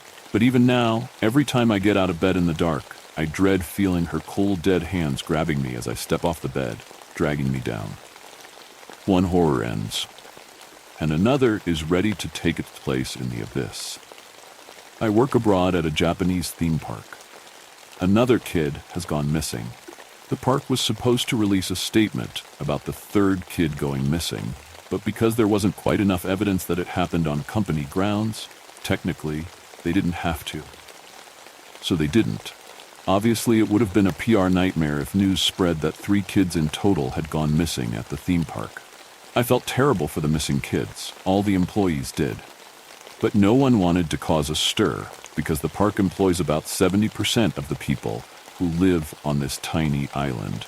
That's right, the theme park is confined to a tiny Japanese island and has become the de facto economy here. No tourism means no pay for anyone. Being the only Westerner on staff, I really didn't want to be the self-righteous white dude who thought he could solve everything.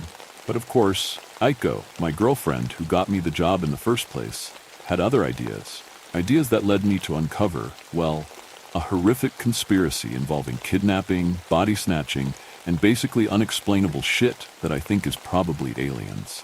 If you already don't believe me, you can stop reading. I won't judge you. But regardless of what you think, I will lay out everything as it happened chronologically, as clearly as I can. Perhaps after reading this, you might be willing to get involved. You could help me find Aiko. I hope she's still alive. I was an English teacher in Tokyo between 2022 and 2023, and that's where I met Aiko, who was the receptionist at my school. She was a smart, hard-working girl who always wore different eyeglasses with cartoons on the rims. Toward the end of my employment, I gathered enough courage to convince my pasty self to ask her out on a date. Somehow, to my very own welcome surprise, this first date turned into several more dates. I don't want to delve too deep into our relationship, but you should know that I liked her a lot. I probably would have told Aiko that I loved her if everything continued as normal. If you can read this, Aiko, I love you. Aiko was the only person I had met who could speak English as well as me, and liked all the same anime as I did. She was also the one who invited me to work at the summer job on her hometown island, a job at the theme park. For our purposes, I will call it Bakery Park. I'm not going to reveal the actual name or location of the park because I don't want to disparage the island locals. It's a very peculiar place. It started as just a tiny bake shop, which sold delicious cakes made by hand, but after a news article in the 80s, the popularity blew up, and like all things in Japan, the bake shop created adorable cake characters to increase the appeal for children and families. Soon, staff wore the cake characters as mascot costumes, and following that, they built the merry-go-round and pirate ship ride. One thing led to another, and now we have every Tokyo local's favorite little secret. Aiko and I started working in May 2023 as general laborers, which meant we were greeting people, cleaning areas, doing the recycling, that sort of thing. I really enjoyed working there for the first 2 months because I was able to practice my Japanese in public, and the summer weather was amazing. But then the third kid went missing. The third kid in like a span of 6 months, apparently. There was a real concern that could be felt among the staff. People were worried that there was some kind of serious human trafficking or serial kidnapping going on. But we'd all been explicitly instructed to let the island authorities take care of it. We could not let word spread among the guests. So I did as instructed and didn't get involved. Why ruffle feathers when there were professionals to handle something, right? Well, Aiko saw things differently. I'm going to try and find him, Aiko told me one fateful evening. What? I'm going to try and find the third kid. We were in the employee mess hall. One of the big perks of working here is that everyone ate together at the end of the day. They already searched for the boy, I said. They're combing through the forest now. I don't think he's in the forest, Aiko whispered. I think he's stuck in the heap beneath the pirate ship. Beneath Bakery Park's pirate ship ride was a sea of blue tarps, which were actually covering tons of old props and discarded junk. Why would he go in there? He's a kid. I dunno. Maybe he thought that's where he could find a rare flavor. I scoffed, but it could have been true. All the kids with their phones were constantly looking for cartoon nutmeg and vanilla sticks to complete their virtual cakes on Bakery Park Hunt.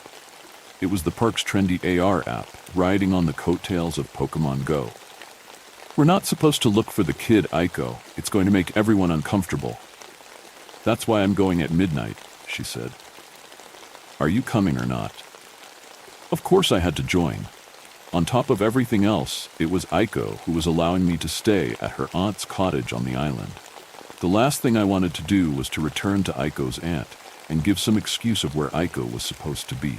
I was a bad liar in English, and in Japanese, I was truly god-awful. Somewhere around 11:30 p.m., we snuck our way past the front gates, skirting around all of the security cameras. All of the animatronics looked creepy. The normally cheery Chef Choco Ducky, who would blow bubbles at the entrance, was now this dead, scary statue leaking soap water from its mouth.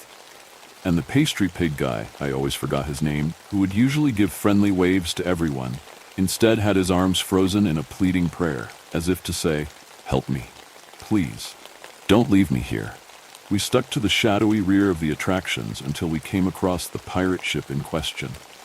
It was a massive boat, attached only by a single swinging joint above the blue tarp ocean. Aiko lifted one of the tarp flaps and directed me inside. It was a massive crawl space, about the height of a child. I could see why she thought this was where the kids would go hunting for flavors on their phones. My flashlight illuminated many rows of support beams, the kind you would find under bleachers. I could see old food carts laying on their side and wooden signs that said takoyaki and fried chicken. Okay, let's stick together and cover the whole area, Aiko said. We'll go row by row. Let's do it. I gave my standard Western thumbs up. We checked under every shadowy nook. There were tons of cutouts of smiling mascots and old cardboard stands of desserts to peek under, but all we found were cobwebs. The kid's name was Kaito, so we went by each row calling, "Kaito-kun, kikomasu ka?" "Kaito-kun, can you hear me?" "Kaito-kun, minna sagashite masu." "Kaito-kun, everyone is looking for you." We searched most of the place and didn't find anything. That is until Aiko pointed out a hole in the tarp. It was child-sized and led outside towards the entrance of the confection showroom. "Could the kid have wandered in there?" I asked. "We have to check." The confection showroom was slated to open a while ago, but COVID delayed it, and now the park's been struggling to compete with inflation. So it put the confection showroom and other future attractions are on hiatus, even if they were partially built. Aiko tried her keycard at the door, but it wouldn't work. We circled the hexagonal building and found a side entrance. It was also closed. "Guess not," I shrugged. "Wait, let's check for flavors." Aiko took out her phone and opened Bakery Park Hunt. On her screen appeared a crappily animated candy cane. It was dancing on the moonlit gravel by Aiko's feet. "Peppermint." She proceeded to tap her screen, collecting bits and pieces of the candy. "So is that a rare flavor?" "Yes. Usually only obtainable on Christmas." She followed the cane as it bounced behind weeds and circled the building. "It shouldn't even be here right now," I followed skeptically. "So the app is glitching?" She tapped her screen, chipping away at the flavor. The biggest reason Aiko liked to work here was for the novelty, of course. Sure, the pay was mediocre, and sure, the park was run down, but the board still released new interactive desserts each season, as well as new characters. If you could get past the sun-bleached decor and occasional graffiti, you could see there was a lot of passion in creating a world that kids could enjoy. "Look, he's climbing the door." Aiko showed me her phone, and I could see the virtual candy cane skitter up the front entrance door. It phased through solid metal. I went up and tried pushing on the handle. This time the door opened. Whoosh. Wah, did you know that was going to happen? Aiko checked her phone. No idea. I had heard the app used to interact with the park, but this is the first time I've seen it. Before going inside, I grabbed a big stick to wedge in the door, to make sure we didn't get locked in. We both entered side by side, painting the darkness with our yellowy flashlights. In the middle was a lowered floor composed of LED panels arranged into a circle, all facing upwards. Guardrails surrounded this floor, leading you around the circumference. Aiko aimed her phone along the perimeter.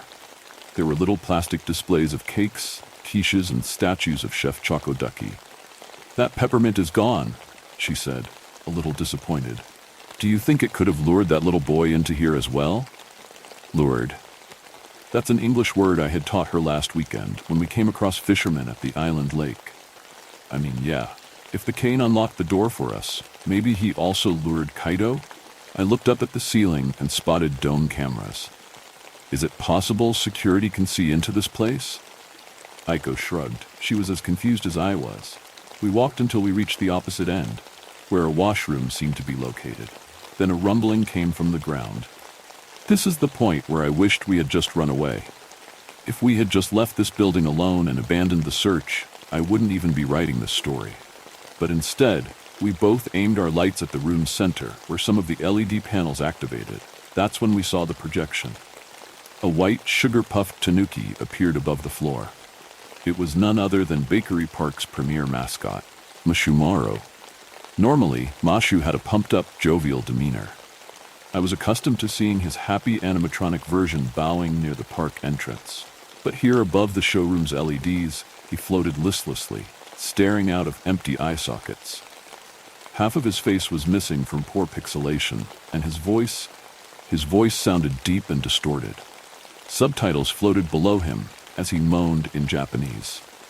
Bakery Park e yokoso. Aiko turned away, frightened by the sight, whereas I couldn't stop staring. What the hell? Detecting my English, Mashimaro floated up towards me. Bits of him kept peeling off, revealing a wireframe skeleton underneath. "Hello, J. James Naka, employee number 604373. Welcome to orientation." It sounded like he was speaking from the bottom of a dark, sorrowful well. "Today, you will learn how to save one soul and how timesheets work." Without saying anything, Aiko and I walked backwards, edging our way towards the main door. Mashimaru followed us by the railing. Question 1. Each employee must ensure they are wearing what kind of garment? Gigantic red numbers appeared behind the tanuki. A countdown started at 30 seconds. When we reached the entrance, the door slammed on its own, splitting the twig I had left there. Shit. The numbers were growing brighter and brighter. The loud rumbling returned to the ground. I cleared my throat and looked at the projection. The answer is, we need to wear an apron, uniform, and, name tag. Ding! The numbers vanished, the floor panels lit up, and a smile spread across Mashimaru's broken face. Correct. Be sure to wash your uniforms regularly. Aiko tried scanning her key card to exit, but it wasn't working. She tried again. Now can anyone guess where the lost child is located for all employees? We gave up on the door and continued along the railing, looking for another way out. The numbers grew brighter as the countdown lowered. In the last 10 seconds, we had to squint to keep walking. Aiko yelled, "Here! The lost child is being kept here. Isn't it?" The power suddenly faded. Even Mashimaru disappeared. Electrical arcs shot up from the LEDs. Sparks fell from the ceiling. We both ducked into a little alcove, shielding our heads. For a moment, it seemed like something was going to explode. Correct. This is the confection showroom. The mascot reappeared above the floor. This time it was projected at a massive size. His marshmallow body was shining white light in all directions. Final question. What is the name of everyone's favor, captured boy? Any guesses? He's sweet and puffy. We reached what we believed was the employee washroom and tried to jiggle the handle. It was locked. Mashimaru became a pixelated blur of intersecting shapes. I couldn't tell what was supposed to be his face. The countdown timer was starting to get blinding again. "Kaido!" I shouted. The boy is named Kaido. The white blurriness suddenly sharpened to a resolute creature. Mashimaru looked photoreal above the LEDs. He grinned immensely with numerous sharp teeth in his soft white mouth. "James Naka, congratulations. You are now a proud team member of Bakery Park. As a show of appreciation, here is your null object." The washroom door beside us popped open. A small, limp shape tumbled out. It was a child. Aiko gasped and bent down, holding the little boy's arm, protecting his head. I watched as the LEDs faded. The alarmingly real Mashimaru smiled at me and slowly flickered out of existence. Some text appeared below him. "Tinkyo I didn't know if kindness is never wasted." Then we were in complete darkness again. I turned on both our flashlights. Is he dead? Aiko held hands to her mouth. Why are his eyes open? The child looked unconscious, yet somehow his eyes were wide open, unnaturally wide open. And he was smiling? Even I had to look away for a second. It was truly disturbing. Aiko tried to close the boy's eyes but couldn't. She patted his chest. I can't tell if he's breathing. I bent down and lifted him, cradling him in my arms.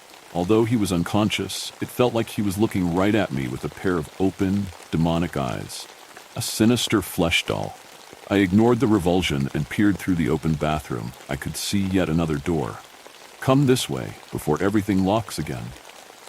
We scurried out of the side exit until we were outside the building. I remember the night breeze being a welcome relief. Aiko grabbed her phone and dialed immediately. We need to get him to a hospital. The child felt warm in my arms, fevery. Though I wasn't sure if that meant he was alive, or if it was just leftover heat from the building. I tried to close his eyes and wipe that smile away, but his eyelids wouldn't budge, and his lips were completely rigid. Aiko contacted the island's emergency services. Very quickly, she explained we had a child in a critical state and arranged for a vehicle to pick us up at the park entrance. She was in the middle of giving our names when two men suddenly emerged from the shadows. They shouted in Japanese, "Intruders, halt!" Aiko and I both froze. She dropped her phone to the ground. They were the night guards, and they both pointed far more powerful flashlights at our faces. I was tongue-tied and held out the boy, as if that would solve everything. Aiko lifted her hands up as a show of compliance. After a tense moment, the guards approached, and Aiko calmly explained what had just happened. The security men listened, but did not seem particularly interested. The taller guard lifted the child from my arms and commanded me to fall to my knees. I complied. "You're both suspects." The shorter guard said, "Suspects?" Aiko flashed her keycard. "We're both employees. An ambulance is on its way. We need to get this boy to a hospital." They argued in Japanese too fast for me to fully understand. The gist I got was that the guards wanted to detain us, but Aiko was demanding to accompany the boy to the ER.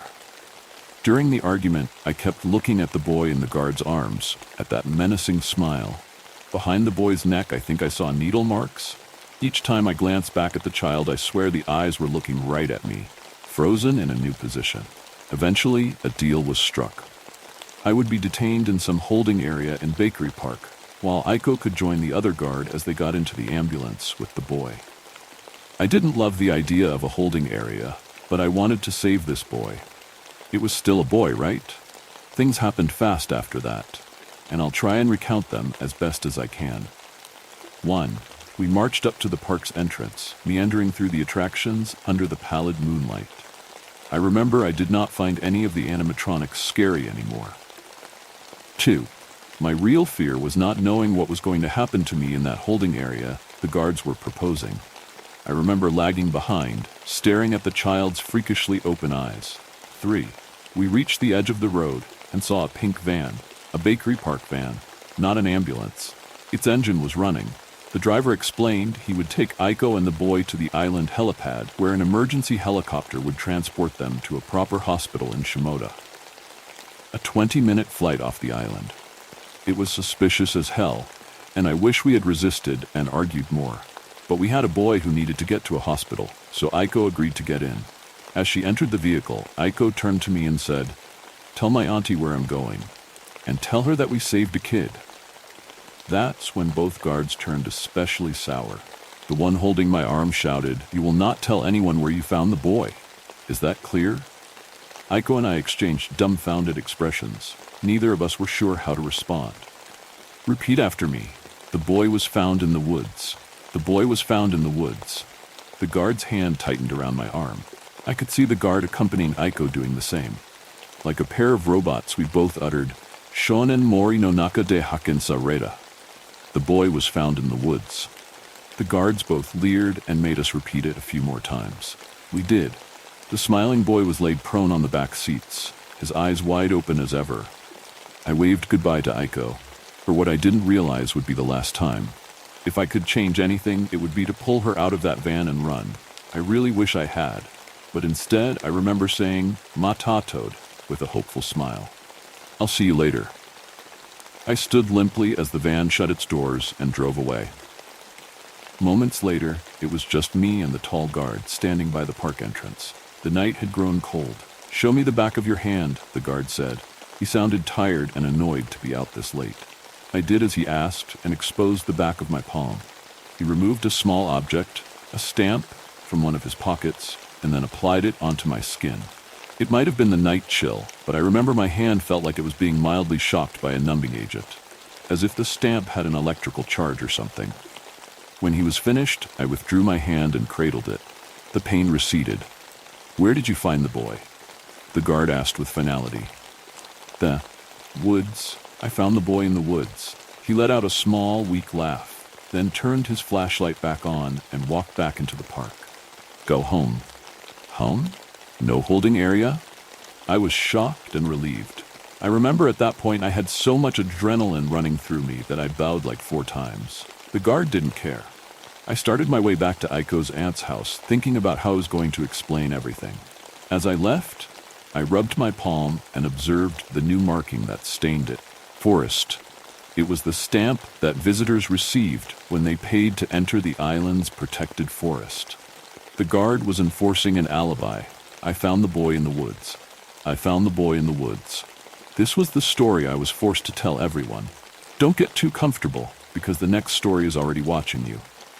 The cabin past the pines. There's a stretch of woods not too far from where I live, where the trees grow so thick you can't see much past 10 feet in any direction. I had hiked the woods before, but never went far. It's all pines, packed together like they're trying to choke out the sky, and the farther you walk into them, the darker it gets. It wasn't supposed to be anything more than a way to clear my head. I'd had a shitty week. Work was kicking my ass, and my girlfriend had just left me. She said I was distant, disconnected. I couldn't argue with her. I'd felt off for months. It was like everything was just a little out of sync, like I was living a half second behind everyone else. So I drove out to the woods, hoping the quiet might help. It was late afternoon when I started walking. The sun was still up, but by the time I hit the tree line, the pines swallowed it. The air got cooler, the shadows longer, and every step felt like it took me farther from the world I knew. But that's what I wanted, a little space, a little distance. I walked for what felt like hours, deeper and deeper, until I started to wonder whether I could find my way back. That's when I saw it, the cabin. It was barely visible through the pines, just a dark shape nestled between the trunks, like it had been there forever, forgotten by the world. I walked past the trees to the clearing, where the cabin was. The wood was gray with age, the roof sagging, and one of the windows was shattered. It didn't look welcoming, but something about it drew me in. I stepped out of the trees and onto the overgrown path leading to the cabin's front door. I should have turned around. I don't know why I didn't. I just wanted to look inside. The door creaked when I pushed it open. Inside, the air was stale, thick with dust. There was hardly any light except for the dim glow filtering through the trees outside. The floor was covered in dirt and debris, broken glass, leaves, something that might have been bones, though I didn't look too closely. I wasn't alone. At first, I thought it was just the sound of my own footsteps echoing in the small space, but then I heard it again. First a shuffle, then a breath, and then a voice. "Welcome, stranger." I froze. The voice was low, almost a whisper, but it came from deeper inside the cabin, from the shadows. My heart hammered in my chest. "Oh, I'm sorry," I stammered, and I turned to leave, but the door had swung shut behind me, trapping me in the dark. The voice came again, clearer this time. "You've come far, but this is where you stay." I couldn't see anyone, but I felt something, a presence. It wasn't friendly. My legs felt heavy, like they were sinking into the floor, and the air around me seemed to thicken. My head swam, and suddenly, I wasn't sure where I was. The cabin felt wrong, like it wasn't just a building, but something alive, something watching. I took a step back, my foot crunching on the debris beneath me, and that's when I noticed it. The cabin was changing. The walls began to shift, move, and change direction. The room almost felt like it was breathing, expanding and contracting in slow, shallow breaths. The windows, where there should have been fading light from outside, were now pitch black, as if the cabin had disappeared entirely into a void. And the floor beneath my feet, it wasn't dirt and debris anymore. It was stone, cold, damp stone. I don't know how long I stood there watching the impossible changes, but when I turned around, the front door was gone. In its place was a hallway, a long, narrow corridor stretching out into the dark. The voice came again, closer now. "Keep going." I didn't want to, but I didn't have a choice. My feet moved on their own, carrying me down the hall, the walls pressing in on me as I went. The deeper I went, the more everything around me twisted. The floor sloped at impossible angles, the walls pulsed like they were alive, and the air grew thicker, harder to breathe. And the voice, God, the voice, it followed me, whispering things I couldn't understand, words that didn't make sense, but filled me with dread. By the time I reached the end of the hall, I wasn't even sure if I was still in the cabin. The space around me was wrong, like a nightmare I couldn't wake up from. The walls were lined with symbols, crude, jagged things carved into the wood and stone, symbols that seemed to shift when I looked away. My head ached, and time wasn't right anymore. I checked my phone, but the screen was blank. No signal, no time, nothing. My watch had stopped, its hands frozen in place. I couldn't tell how long I'd been there, minutes, hours, days. It didn't matter. There was no escape. At the end of the hallway, there was a door, old, rotted, hanging on rusty hinges. I didn't want to open it, but the voice, now right beside me, breathing in my ear, left me no choice. Open it. I reached for the handle, my hand trembling. The door swung open on its own, revealing a room. The room was white, bright white. White walls, white floor, a bright white light, and single metal chair. And sitting in the chair was me. I don't know how to explain it.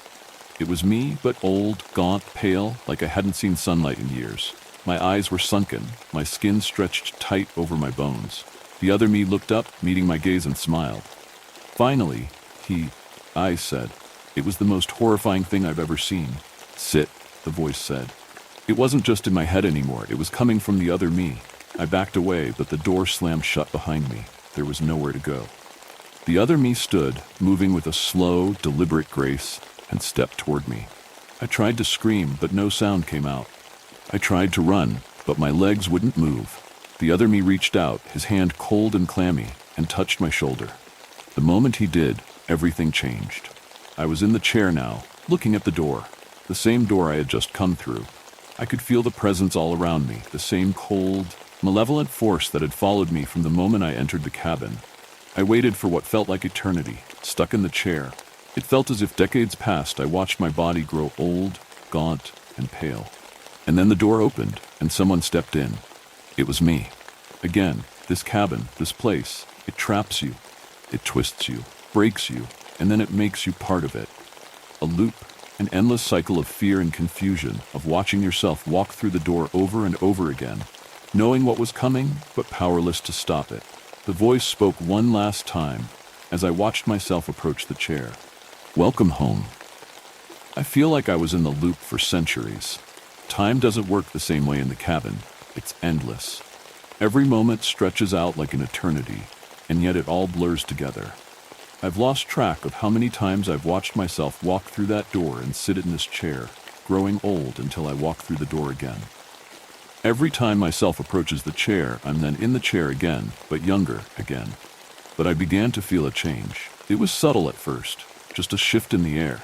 The presence, though it never spoke to me again, didn't feel like it was watching me anymore, almost as if it was distracted. I could feel it shifting its focus elsewhere. I didn't understand why until the door creaked open. It wasn't me this time. It was someone else.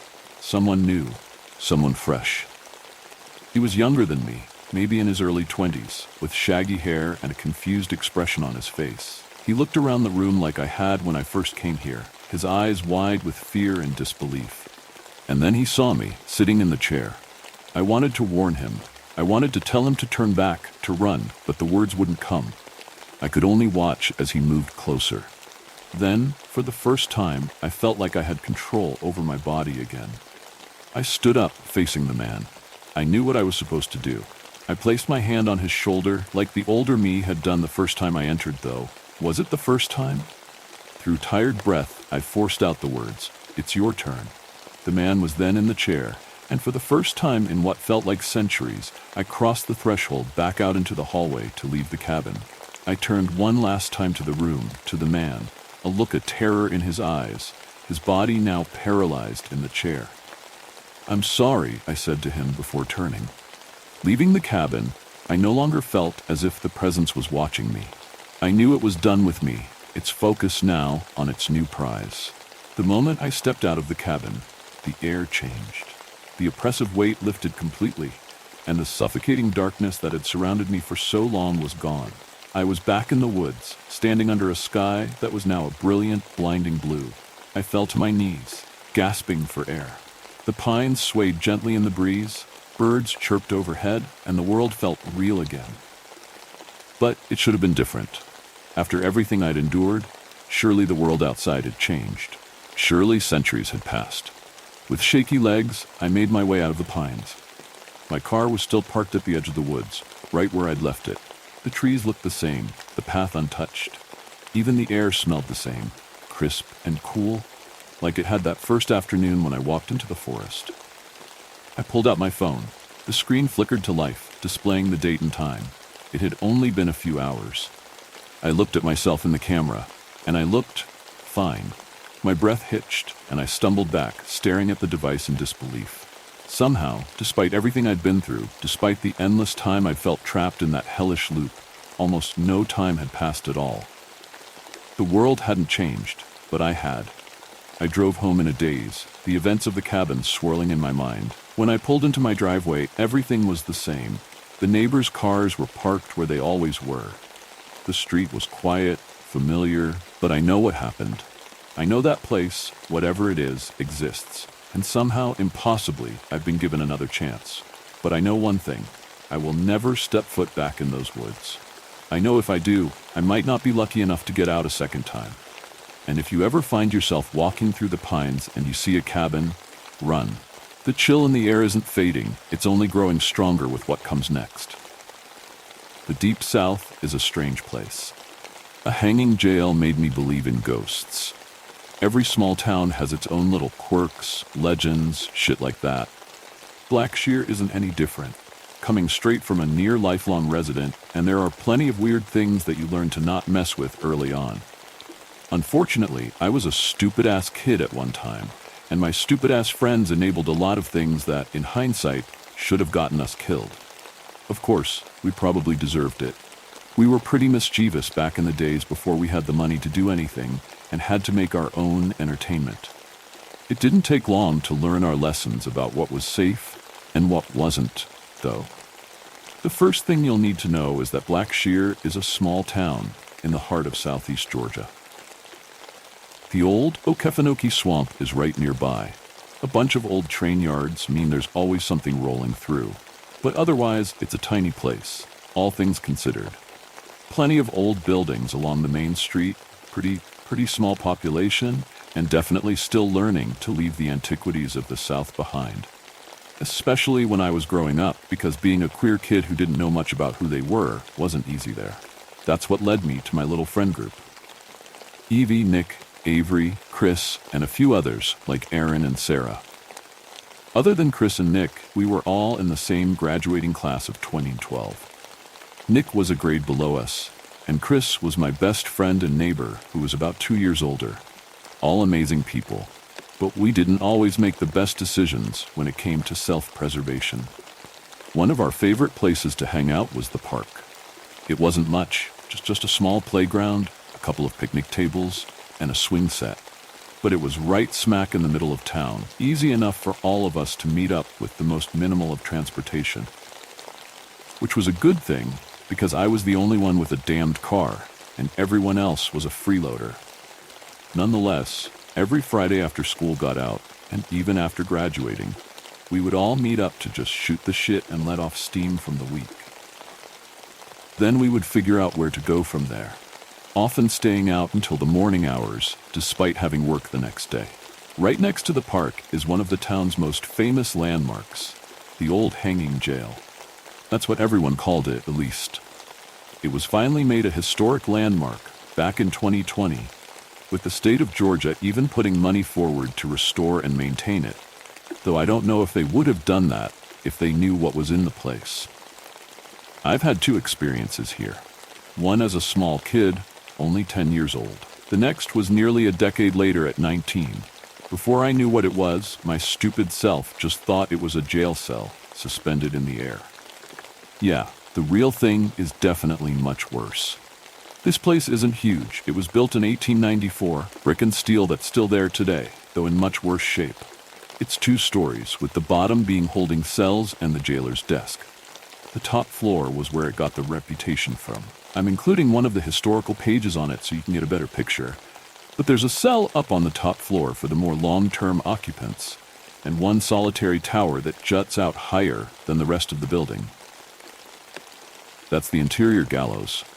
One small, white door opens up to what amounts to a very toll closet. It extends above the jail, a noose hanging from the ceiling, and a drop down from the initial door. The idea was that any criminals deserving of the noose would walk through their final door with the rope on their neck, dropping into the empty space below.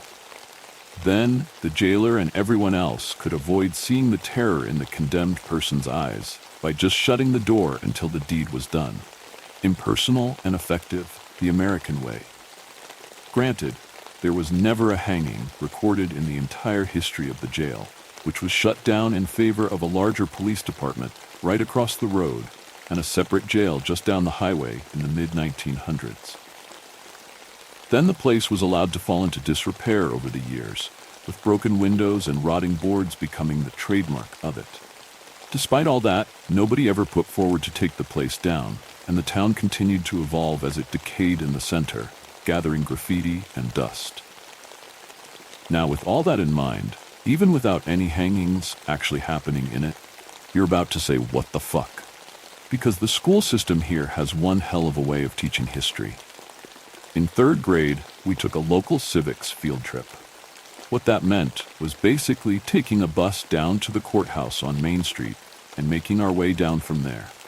We went into the courthouse, saw where the cases were heard, visited the police department, the post office, then stopped off for sack lunches in the park before heading back to school. Overall, pretty boring for a bunch of kids who just wanted to trade Yu-Gi-Oh cards. Now, I don't believe that the teachers wanted to fuck with us, but they definitely wanted to give us a scare, considering it was early October at the time. Actually, it was the day after my birthday, now that I think about it. God, that just makes it worse in hindsight. Happy birthday. Have some childhood trauma. So one of the last stops on the tour was a piece of black sheer history, the fucking hanging jail. Now, 10-year-old kids in an old, rotting building doesn't seem like the best idea to me now at 30 years old. But hey, it was 2003. Shit was weird. They paraded us into the small first floor, the old police chief accompanying us in and telling us the history of the place. The old cells were rusted, and the smell of mold is the most prominent memory I have of the place. Sebastian, one of my best friends through middle school, was joking around about something stupid, but all I can remember was the chill when we entered. It wasn't even cold out. We were barely into what we refer to in the South as false or false fall, where the temperature starts to cool off to a lovely 75 degrees high instead of the feeling of sweat on Satan's ballsack that permeates most of the year. Still, when we stepped into the hanging jail, I felt my bones chill, despite how warm it was. There was no reason for it either. Considering this place was so old, there was no ventilation other than the broken windows, with heat and mosquitoes coming and going as they pleased. We listened to the little spiel of the chief before they led us upstairs, which again, 10-year-old kids in a rotting jail that wasn't structurally sound on the best days was certainly a choice. There, the chief told us about what they used the gallows for. Again, we were 10, and opened the door to the chute so we could see. Now, I don't know if the noose was left up intentionally, but good lord, it was swinging around like there was a cyclone going in that closet. The next few minutes are something I still haven't forgotten 2 decades later. So when someone would get hung, they would close the door after they pushed them in. Then, they would just go about their business for the rest of the day and take them down later. Chief said, miming pushing someone in before slamming the creaky door shut. Then, as he talked about coming back for them later, he opened the door again. There, now slowly swinging back and forth, was a body, neck bulging out from around the old, moldy rope that was suspending it. He was probably middle-aged, balding with wisps of dark brown hair falling over his face and ears. His mouth was open in a scream that didn't have any air to make it audible. Blood crusted around where the rope was digging into his pale blue skin. The part I remember the most, though, is his eyes. Bulging out of his skull against the pale face, a disgusting yellow with red fissures jutting from the edges, threatening to pop and escape their prison. I'm sure he was supposed to be dead, considering the state of his skin tone and the crusting blood. But I saw his hands and feet jerking sporadically, like he was still trying to escape his damnation. I started crying right then and there, freaking the hell out and melting down. I swear, the next week didn't allow me to think of anything else. Every time I closed my eyes, the only thing I could feel was his bulging eyes staring me down, almost looking right through me through time. Nobody knew why I was melting down. One of the teachers had to walk me out to get some fresh air, and I was almost to the point of puking from nausea. I thought I was going fucking crazy at only 10 years old, because nobody else seemed to notice the hanging corpse. When Chief opened the door, my teacher called my mom to come pick me up when we got back because I was, terrified. Doesn't even seem to do it real justice when it comes to how I felt in the moment. I told my mom about what I saw, and she just shrugged it off as an overactive imagination. Not that she was happy about the school taking us in there in the first place, though. I had nightmares all night, thinking that the body was going to come get me at any moment, or that I would open my closet to get dressed the next morning and be face to face with him. But nobody believed me. The next morning was one of the first times I ever spoke to Evie. She came up to me at recess, worry on her face and obviously terrified to speak. Her words suddenly validated me in a way that nothing else ever has. You saw the hanging man too? That was one of the first memories I have with her, though we wouldn't become good friends until high school. Talking to her at the time, though, was like a massive weight lifting off my chest. After a while, maybe a few months, the memory started to fade, and I told myself it was just something we imagined, like my mom said. I was always kind of a scaredy cat when I was a young kid, so it didn't take much. Of course, we would later find out that much of why I was scared was a delightful mix of autism and extreme anxiety. But mental health care in the early 2000s, rural South, wasn't ready for that. My grandma's church praying for me didn't do much to help. Fast forward 10 years, and Evie is basically my other half. Like the scene from SpongeBob, where he shows him and Squidward fused together like brothers, only closer. She was one of my few friends that stuck by me when the church group I was in ostracized me over some issues with a girlfriend at the time, who then went on to just ghost me before I saw her making out with another guy in the hall. That's a whole different story, not meant for here though. You think Catholic excommunication is bad? Try sinning as a Southern Baptist. So now it's a humid summer night. We're hanging out at the park like usual, though it's only Evie, Nick, and myself this time.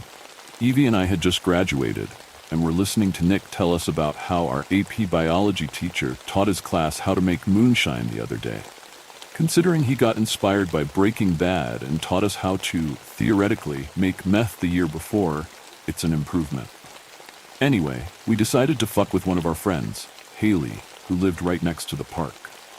She couldn't come out that night because she was sick or had family over or something. I don't remember. We were close enough to access her Wi-Fi, including the wireless printer she kept in her room. Being shithead teenagers, we connected with one of our phones, typing out messages in our notes apps before firing them off to her printer. Evie went first, writing out send nudes and hitting print. Nick got a very confused call from Haley literally seconds later, telling him all about how her printer suddenly went off. Then we started sending all the nonsensical shit we could think of. This was 2013, and early memes were in full effect, so we sent a few troll faces, some ICU and ooh mad memes too. We thought we were fucking hilarious, okay? Except Nick couldn't keep a cover for shit, and started laughing as Haley was beginning to go crazy on the phone. At this point, I don't think she was even worried so much as angry at how much ink was being used. Nick spilled, saying that it was just us fucking with her, and that she needs to put a password on her Wi-Fi. We all had a good laugh, thinking that was the end of the shenanigans since it was getting close to midnight. Then we saw the lights.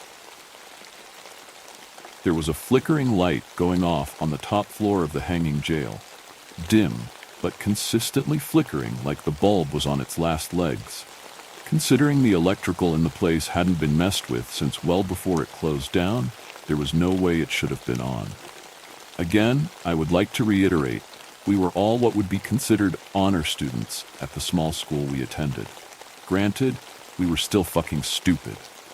It became a dare test of bravery almost immediately, with Nick and I both curious about what it was while Evie was saying we should nope out of there immediately. In the end, peer pressure won. The door to the jail wasn't locked, if only because the deadbolt on it was so rusted it had crumbled off long ago. Now it was held closed by a bungee cord and a prayer, assuming that nobody was going to break into the old place. Not a bad strategy, because why the hell would anyone want to break into this place? Dumbass kids, that's who. Evie and I told Nick about what we saw as kids, but ever the skeptic, he brushed it off as just us being too easily terrified. Ironic considering I write horror for a living now, but he wasn't really wrong. Evie refused to go in, instead staying on lookout in the park to text us if anyone might be coming around. As we paused before the door, both taking a deep breath, I could tell Nick was just as anxious as I was, despite his act. The bottom floor was dark, with only the flickering light coming down from the small, twisting staircase to cast eerie shadows. There was a desk still in the corner, small lamp on it shattered across the floor. A window nearby was boarded, and one lone street lamp outside put a beam of light right through onto the latticed cell bars. Despite the deep layers of rust on them, it was like they were shining in the dim light, pristine as the day they were forged. Light was still flickering from upstairs, and we cautiously went up the creaking, fragile stairs one by one. Every step made me feel like I was going to fall through the rotten boards, waiting to get dragged down to whatever dark hell might be lurking below us. As we got closer to the top, the flickering light suddenly went dark, plunging us into darkness. Both of us pulled phones out, turning flashlights on and feeling like we should run at any moment. Of course, that's when things started to go wrong. We got the text from Evie. "Cops here. Don't come out." "Fuck," I heard Nick swear in front of me. "You're the one that's going to only get juvenile charges if we get caught." "Shut up," I hissed back. There wasn't any getting around it. We had to turn our flashlights off and just hope for the best. From where we were near the top of the steps, there was more light coming in from outside. The moon was full too, and despite cloud cover, it would shine right through the back windows at some points, illuminating the door to the gallows.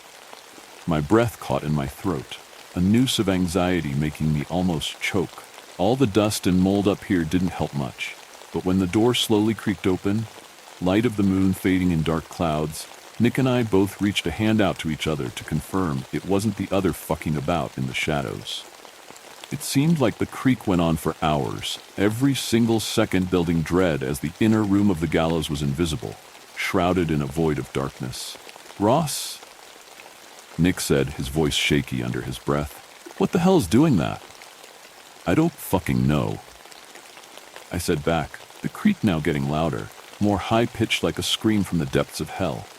Suddenly the moon was back out, casting silver beams into the gallows, illuminating the horror inside. The entire thing was crowded with bodies, each hanging from its own noose up on the ceiling. Those bulging yellow and red eyes drilled into us from every single one, all of them staring us down in their dying breaths. Some were reaching out hands toward us, as if begging for help, while others were trying to use the bodies around them as leverage, desperately trying to clamber over their fellow condemned to save themselves. I saw dozens of different people in there, but all had the same look of terror, seeing death come for them. Suddenly, a light began to glow from the gallows pit, orange embers becoming a raging inferno in just seconds. As the door was swung open to hit the wall behind it from the force of the flames, Nick and I stood there, frozen in place. The heat from the pyre should have been enough to get us to run, and I don't know how the place didn't immediately catch fire completely. Then from below, where the fires were emanating, hands emerged, pulling the bodies down like fruit being plucked off the tree. Some had the noose break, suddenly becoming free as they were dragged down by a new terror. Others were beheaded, the force of the rope's tension pulling their head right off as they were pulled down. I swear I heard a pop as some of them came apart, spines separating from the rest of the skeleton as the heads toppled off after their now falling bodies. Then, as quickly as it began, the door slammed back closed, not a hint of any flame or bodies. We tore ass out of there, tripping down the steps over each other in a mad rush to the door. My leg went through the last step, twisting my ankle, but luckily not breaking it. When we burst out into the humid night air, soaked in cold sweat that chilled us to the bone, there was a cop car parked right in front of us. Thank fuck, it was one of the cops we knew, and one that was relatively chill to our stupid teenage bullshit. He could definitely tell that we had been through something, because Nick and I were tripping over words, telling him the story of nooses, flames, and ghosts. It's honestly a wonder he didn't take us in on suspicion of being totally wasted, even though we were stone-cold sober and had no way of buying alcohol. In the end, he just told us to leave, making a note that we must have learned whatever lesson we needed in there. We would still hang out at the park, but from then on we would just avoid going within 20 feet of the damned building. On occasion, we would see the light flickering up top again, but Nick and I definitely knew better than to go back in. Evie learned her lesson years ago, same time I should have, and had this air of "I told you so" for months afterward.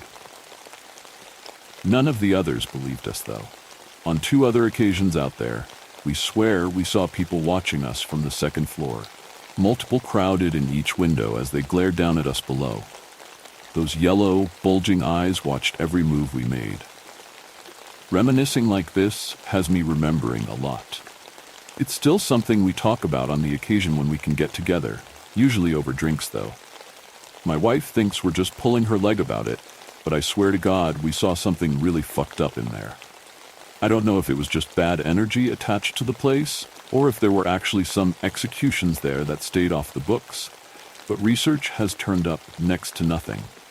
Most everyone who was around when the place was still functioning is dead now, so it may be a mystery lost to time. I've got a few other stories about growing up in the area, but it's getting late now and my head hurts.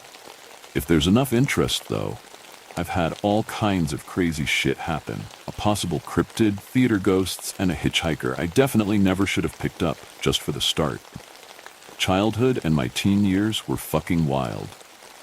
The shadows may have settled, but the next terror is just a breath away. If you don't learn from what I've done, you may never wake up again. It's always the same ocean. I find myself floating in the same spot, in the same sea, over and over again in my dreams.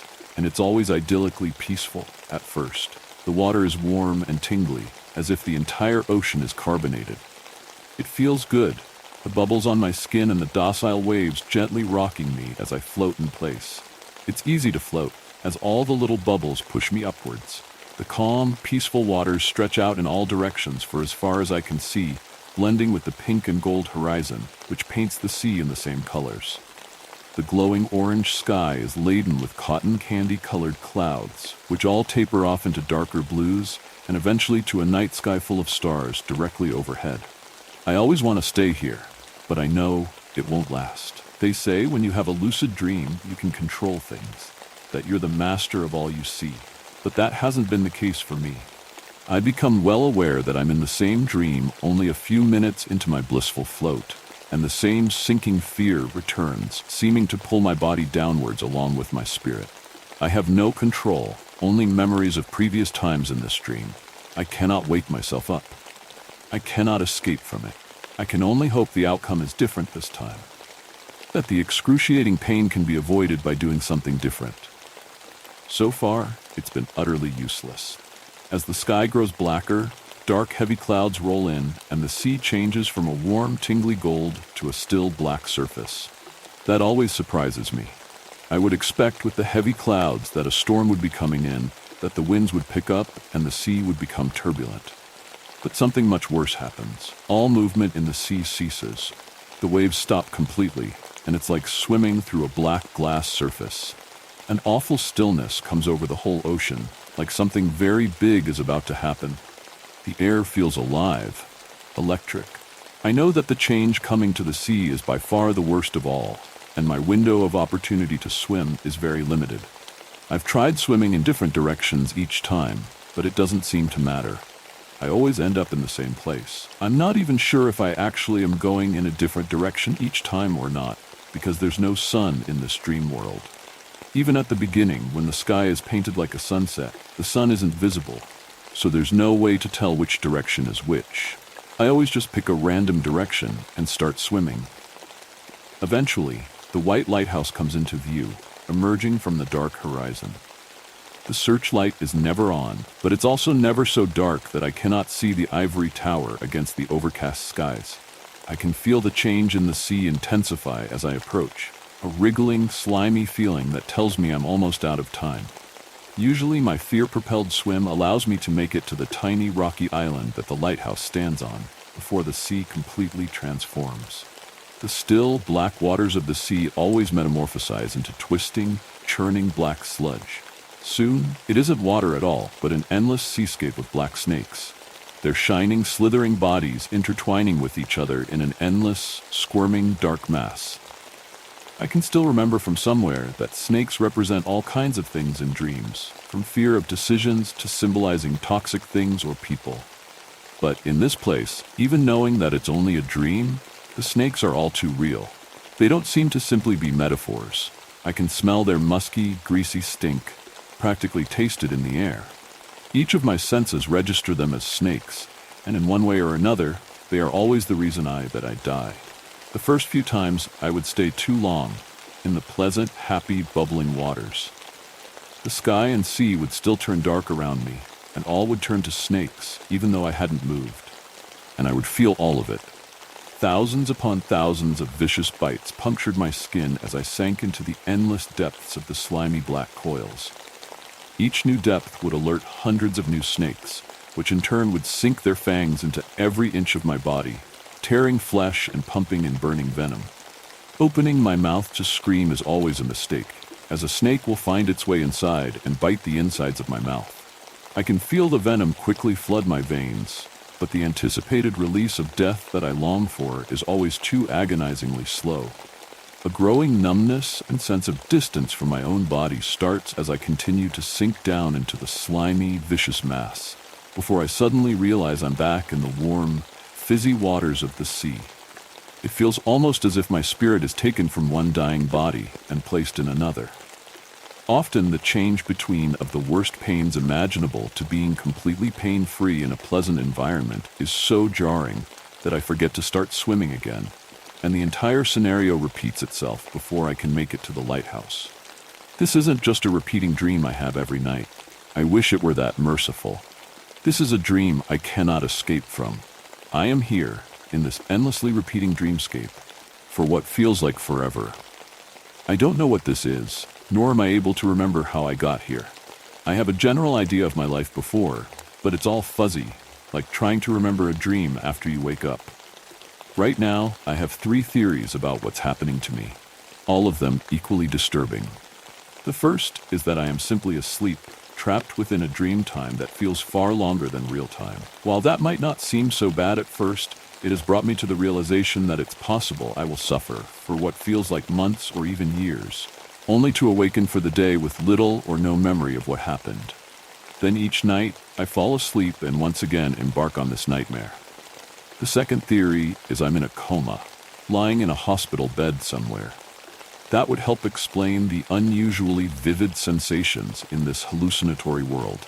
I also wonder if perhaps when the sea is warm and pleasant, if that's the doctors giving me pain medication, and the excruciating pain that racks my body when the snakes attack is the feeling of it wearing off. I don't remember being in any kind of accident that would have landed me in a hospital, but then again, I don't remember a whole lot of my previous life. The third theory is that I am dead. Perhaps this is the afterlife, or some kind of purgatory. This theory is most plausible to me when overlaid with the events that transpire after I enter the lighthouse, but then it also seems to strengthen the sleeping in coma theories as well, so I really don't know. The question now is, does it really matter?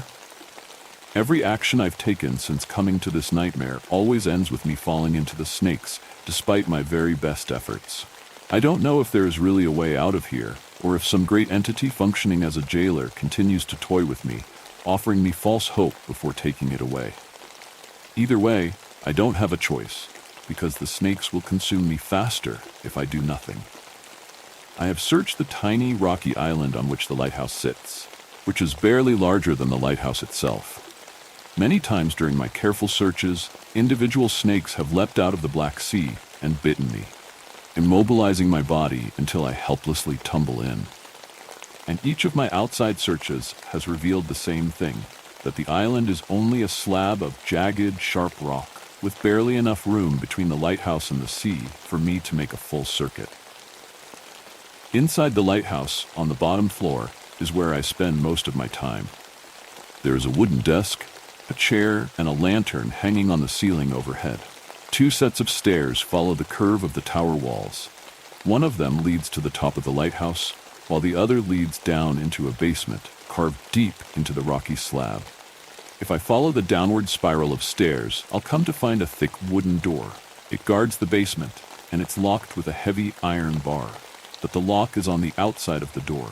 If I lift the bar and enter the basement, I find it smaller than the first floor of the lighthouse, with only one thing in it, a large, locked wooden chest. I do not have the key, and I haven't found one anywhere so far, which is probably a good thing, because whatever is inside the box is not good. It's a person, but I don't know who. They're screaming in rage. I can hear the pounding of fists against wood and see the chest rattle and shake.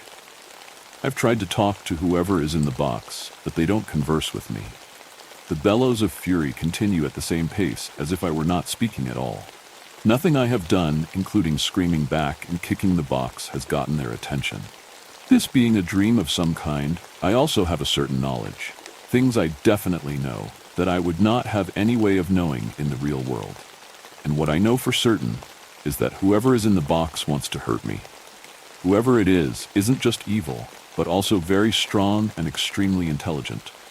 If I were to let them out, they would find ways to make my experience here even worse.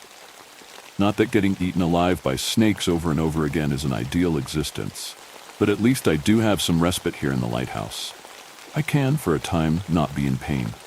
I have time to think, to try to work out what to do to solve this nightmare. I just know that if I let whoever is in the chest out, they will still be out the next time I die and come back. They may prevent me from getting on the island at all, or find newer, even more painful and tortuous ways to kill me. And even if I wanted to, I can't let them out. So I avoid the basement most times. If I follow the other set of stairs, they take me to a wooden door high up along the wall of the lighthouse.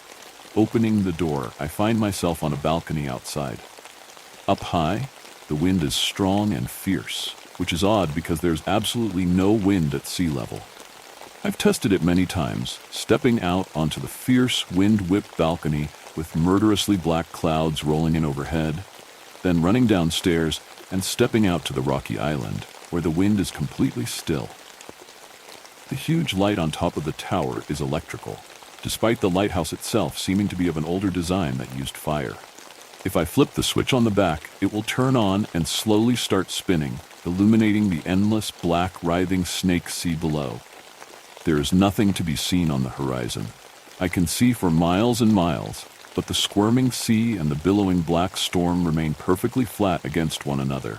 No structures, islands, or ships in sight.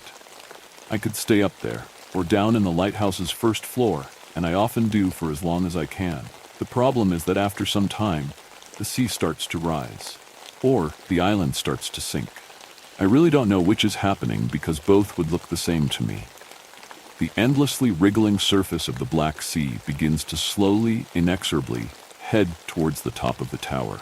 Staying inside means watching the individual snakes slide under the door and through the cracks until the entire front caves in under the immense weight. My tortuous death inside the tower is like falling into the sea itself. If I stay on the balcony, I have to watch the slowly rising flood of snakes creep towards me, anticipating the feelings of once again being covered by thousands of venomous fangs. More recently, I have discovered a response that I can stimulate from the world around me, though I do not understand it. Pointing the lighthouse beam at the sea does nothing, but if I manage to find a gap in the clouds, even a small one, and point the light beam through it, something truly remarkable happens. The light beam itself will change from a straight, smooth column to a set of stairs made of light. I have tried so many times to climb this incorporeal staircase, only to fall into the sea of snakes every time. There isn't even a millisecond where I feel the stairs are holding my weight. I cannot feel them any more than I can feel a beam of light. But it's something. When I first discovered the way to make the staircase, I was overjoyed. I thought I had finally found my salvation. Now I see it as a cruel joke, a way to further my misery by offering a false hope. But it must mean something. Right now, I'm working off the theory that if I do something in particular, the staircase will become solid enough for me to climb. I have no idea what I need to do, but I keep searching for the answer. In fact, writing all this down is one of the things I'm trying. I found a pen and a few sheets of paper in the back of the drawer inside the desk. Perhaps writing out my story is what I'm supposed to do. But as I have been writing this, something has occurred to me. I remember from somewhere that you cannot read printed words in dreams. I don't know for sure if this is true, but I remember something about how the brain cannot handle reading written words inside of a dream it's currently creating, yet I can still read my own writing perfectly. Combined with the ultra-sharp sensations I have from all 5 of my senses, I'm starting to craft another theory about where I am. I wonder that though this world doesn't seem to make sense in the way the physical world would, perhaps I am also not entirely within my own mind. What if my spirit has become separated from my body, either when I fell asleep or was knocked into a coma, and was then pulled to another dimension where my darker subconscious fills the space I see. Maybe I'm creating a continuous feedback loop of my own subconscious fears, a kind of hell of my own making, and yet it's real. What would have been my dream, but only a dream, is now powering the reality of this very real dimension. I don't know for sure, and will probably never know if I can't find a way out of here. But as I near the end of the paper available to me, I have discovered there is also a glass bottle with a cork in it. It, too, was in the back of the desk drawer. I don't know if I missed it each time I checked previously, or if it appeared there because I have done what I needed to do by writing this out. The only thing I have left to do is put the paper in the bottle and throw it far out into the sea of snakes. If this is all in my mind, then no one will ever be able to read this.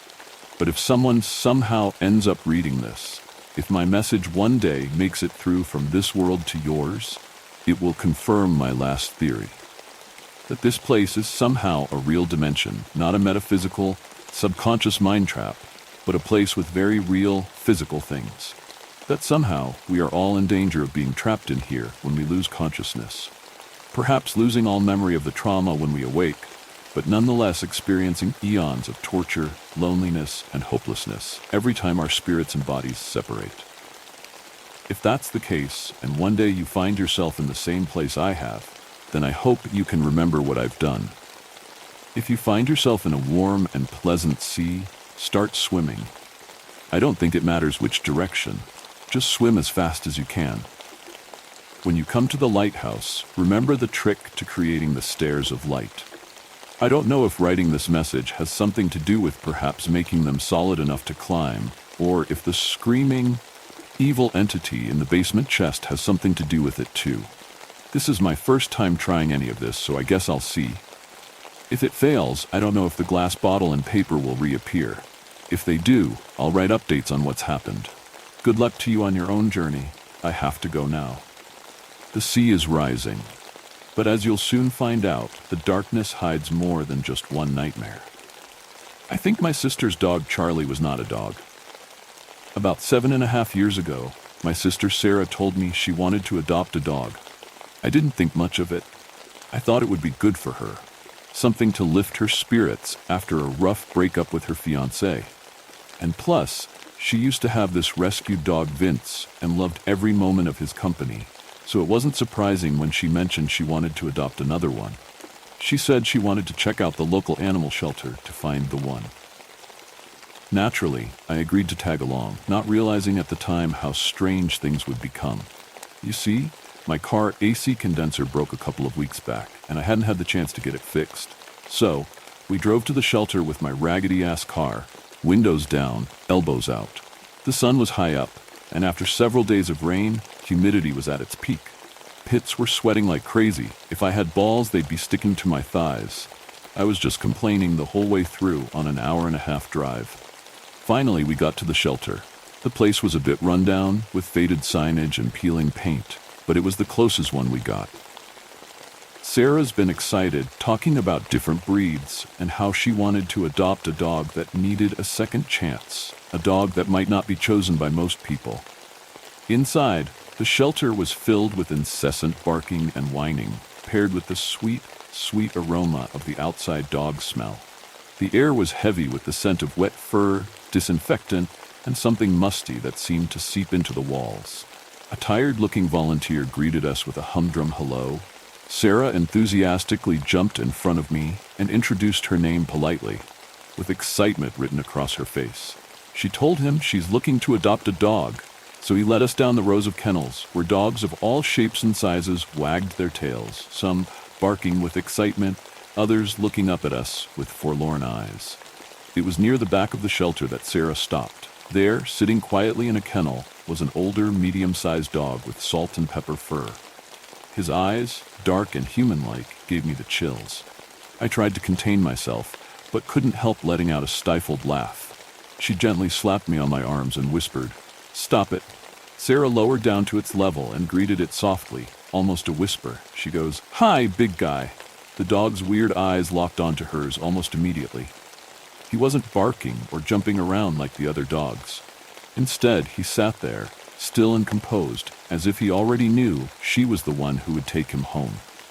"This is him," Sarah said softly, her voice full of certainty. The dog's name was Charlie, according to the small plaque on his kennel. The volunteer explained that Charlie had been there for a while. Most people passed him over because of his age. He was somewhere around 8 or 9 years old, and while his health was stable, he didn't have the energy or youthfulness that many people wanted in a dog. I guess Sarah didn't care about any of that. She fell in love with him instantly, and there was no doubt in her mind that Charlie was coming home with her. After filling out the necessary paperwork and gathering some supplies, we left the shelter with Charlie in tow. He sat quietly in the back seat on the ride to his new home, his eyes half closed, occasionally looking out the window as if he knew he was headed toward a new chapter of his life. Over the next week, Sarah and Charlie became inseparable. The dog, despite his age, seemed to brighten up her home. He was sweet and calm, just as he had been at the shelter, following her from room to room, his tail wagging gently. She sent me pictures every day, grinning as she showed off her new companion, lounging on the couch, sleeping at her feet, or sniffing around the backyard. I couldn't help but feel happy for her. She'd found exactly what she was looking for in Charlie. A week later, I decided to visit her place. Sarah had a business trip out of town for a couple of days and had asked if I could check in on Charlie while she was gone. I agreed, of course.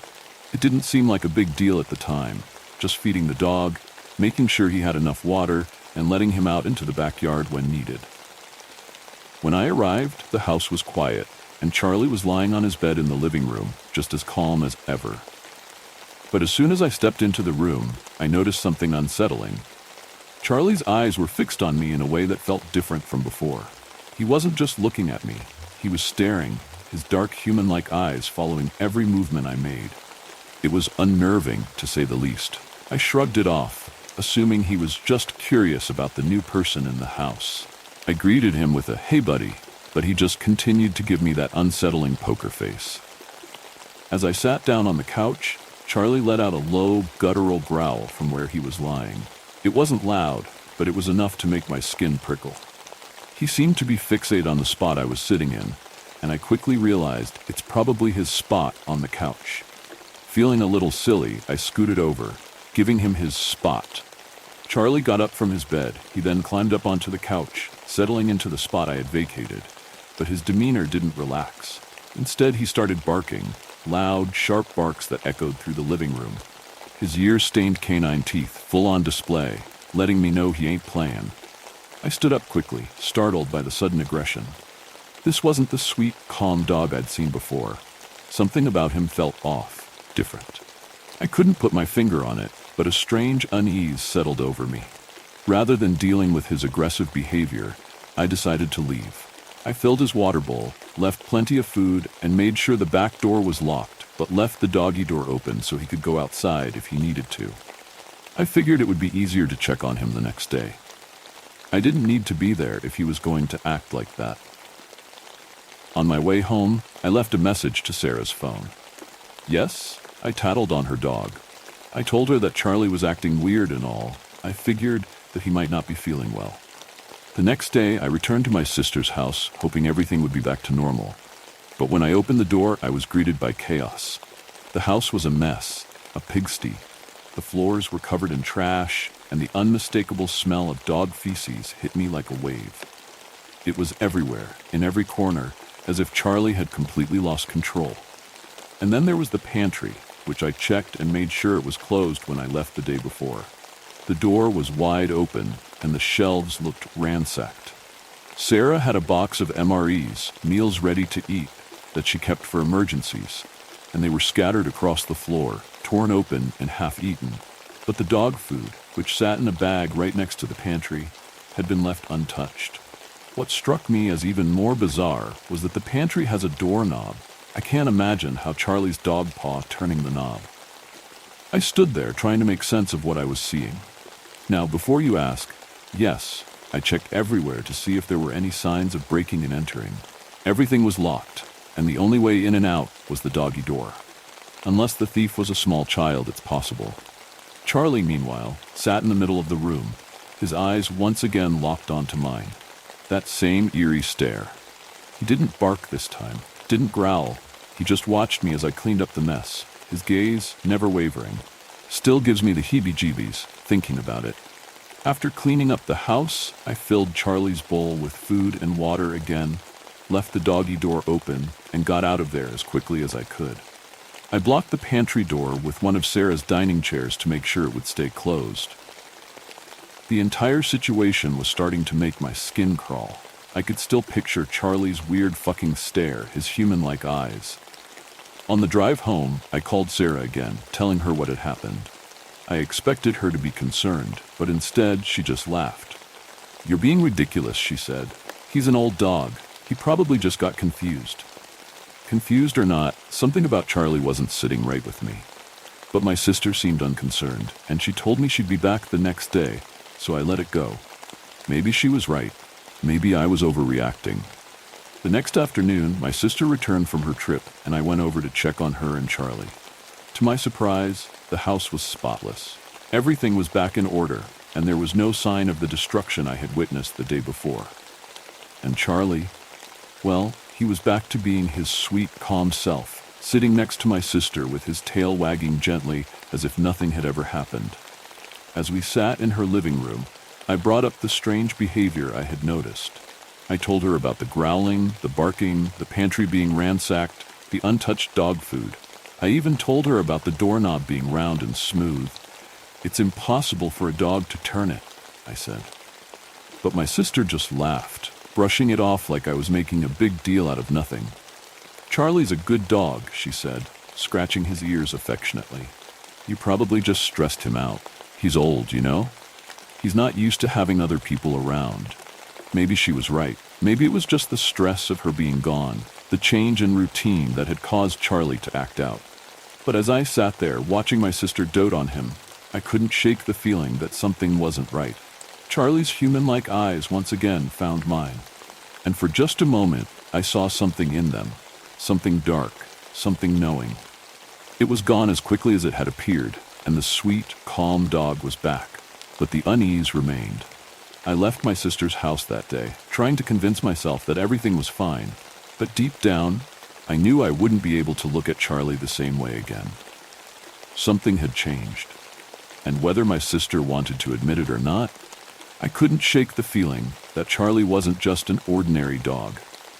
Something was lurking beneath that calm exterior, something I hoped I would never have to confront again.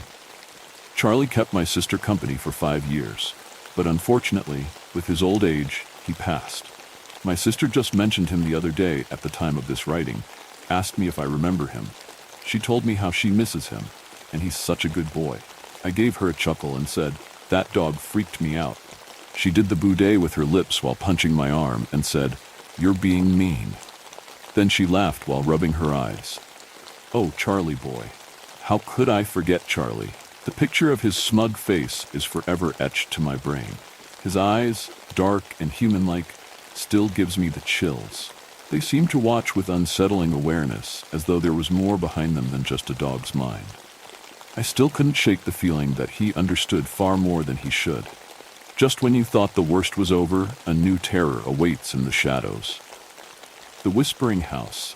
I had never thought I would be the kind of person who could live alone in a big house.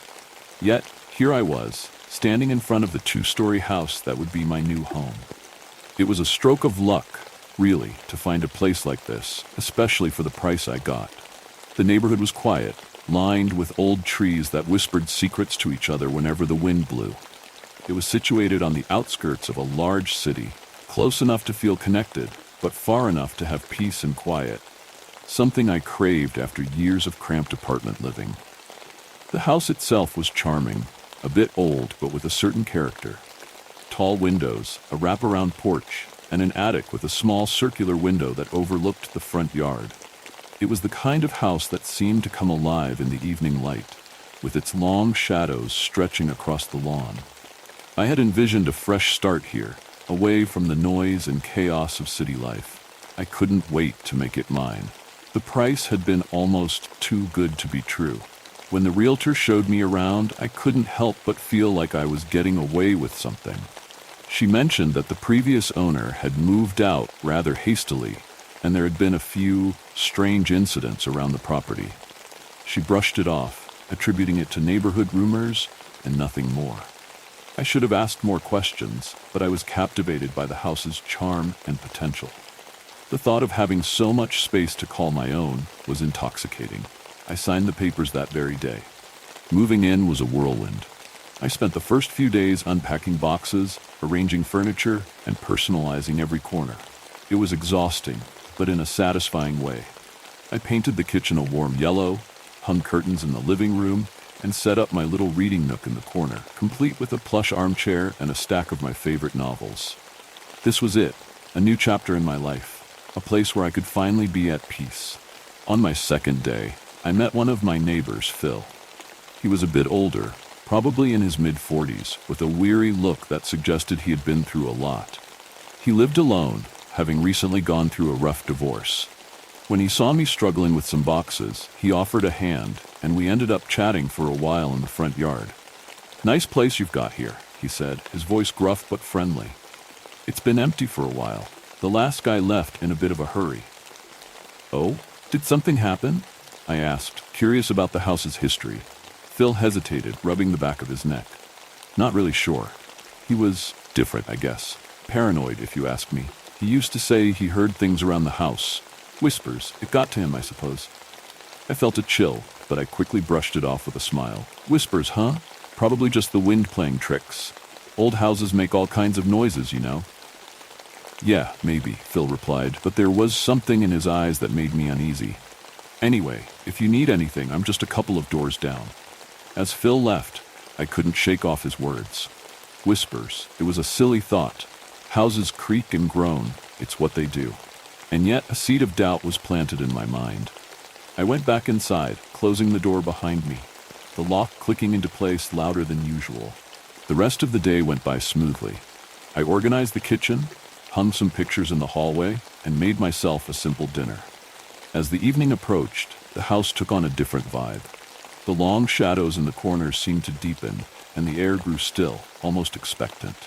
I convinced myself it was just my imagination. After all, I was still getting used to the new surroundings. Later that night, as I settled into bed, I couldn't help but feel a thrill of excitement. This was my place, my sanctuary. The room was comfortably dark, with only the soft glow of the streetlights filtering through the curtains. I lay there, letting my thoughts drift, feeling the gentle tug of sleep creeping in. Then I heard it, faint and distant, like a murmur carried by the wind. I jolted awake, my eyes snapping open. I strained my ears, holding my breath to listen. Nothing. I must have been half asleep, I thought. Probably just the wind or a loose branch scraping against the house. I shook my head, trying to dismiss it, but the unease lingered. Minutes passed, and just as I began to relax again, there it was, soft, almost melodic whispers coming from the direction of the window. My heart pounded against my ribs. I wanted to get up, but my body felt paralyzed, caught between fear and disbelief.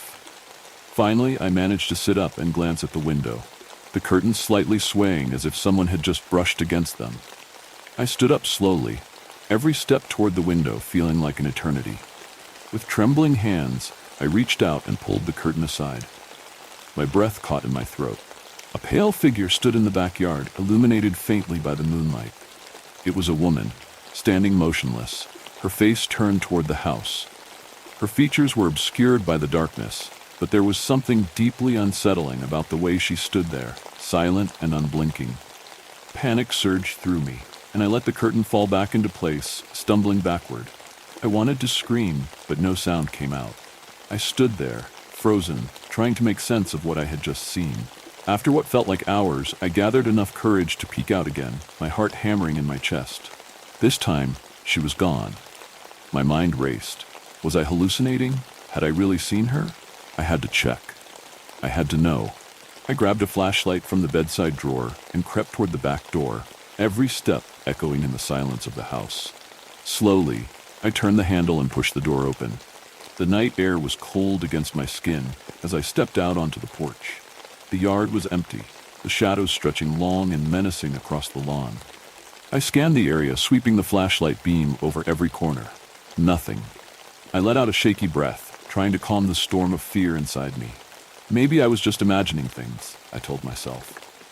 Maybe it was a trick of the light or my mind playing games with me.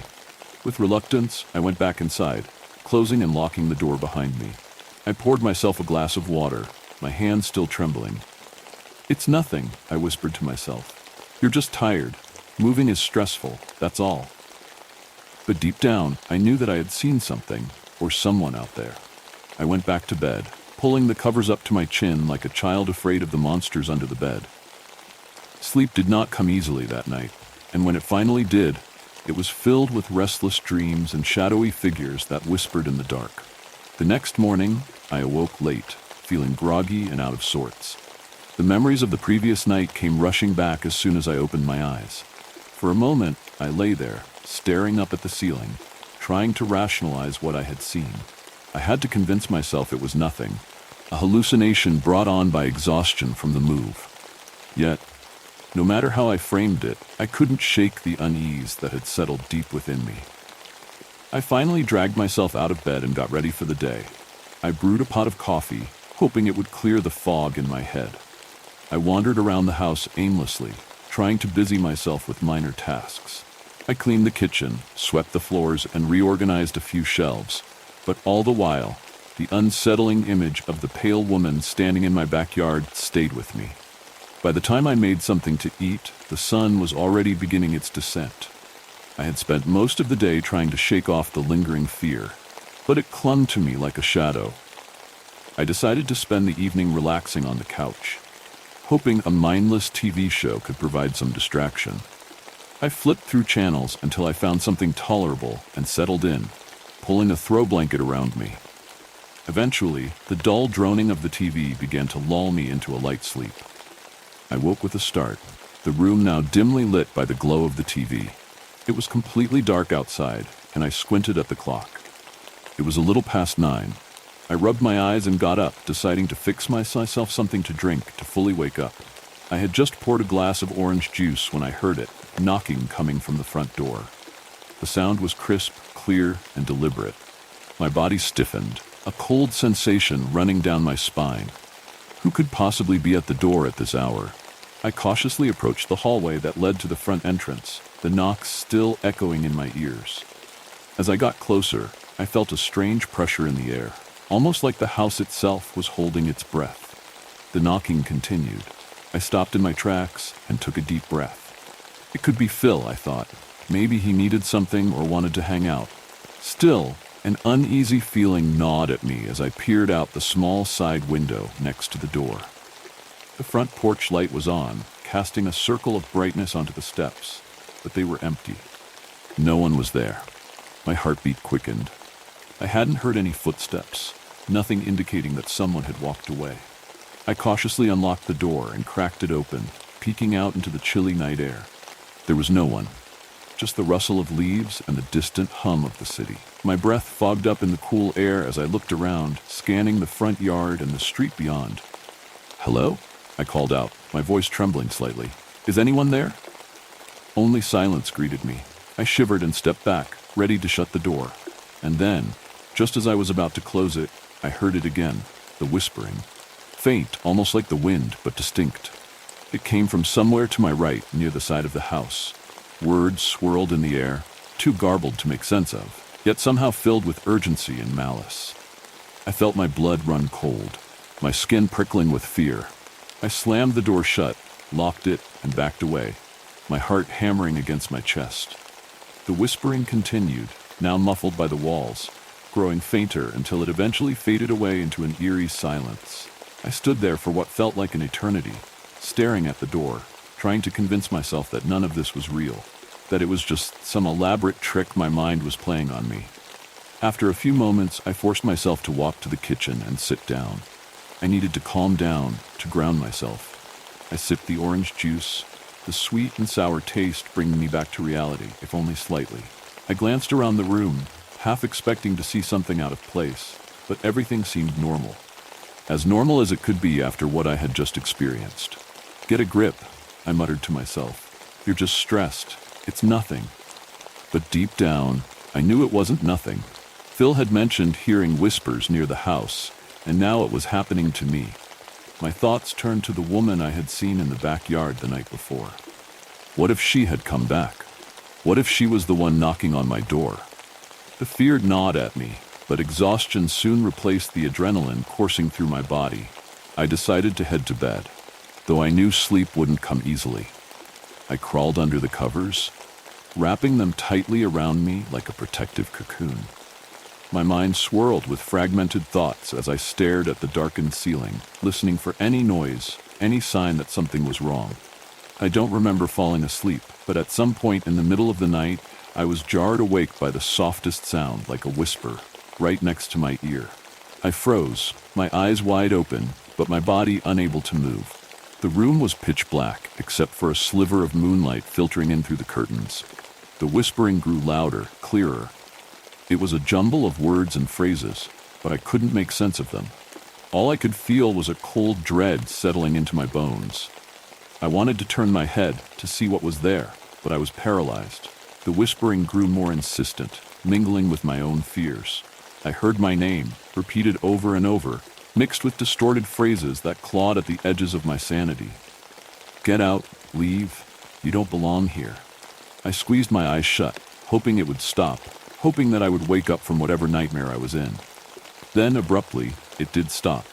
I lay there for a moment, the silence pressing against me, until I finally forced my eyes open.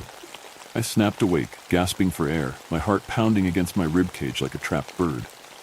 For a moment, I just lay there, staring at the ceiling, trying to catch my breath. The room was bathed in a dim, gray light, the kind of light that only comes from the early morning sun peeking through a layer of clouds.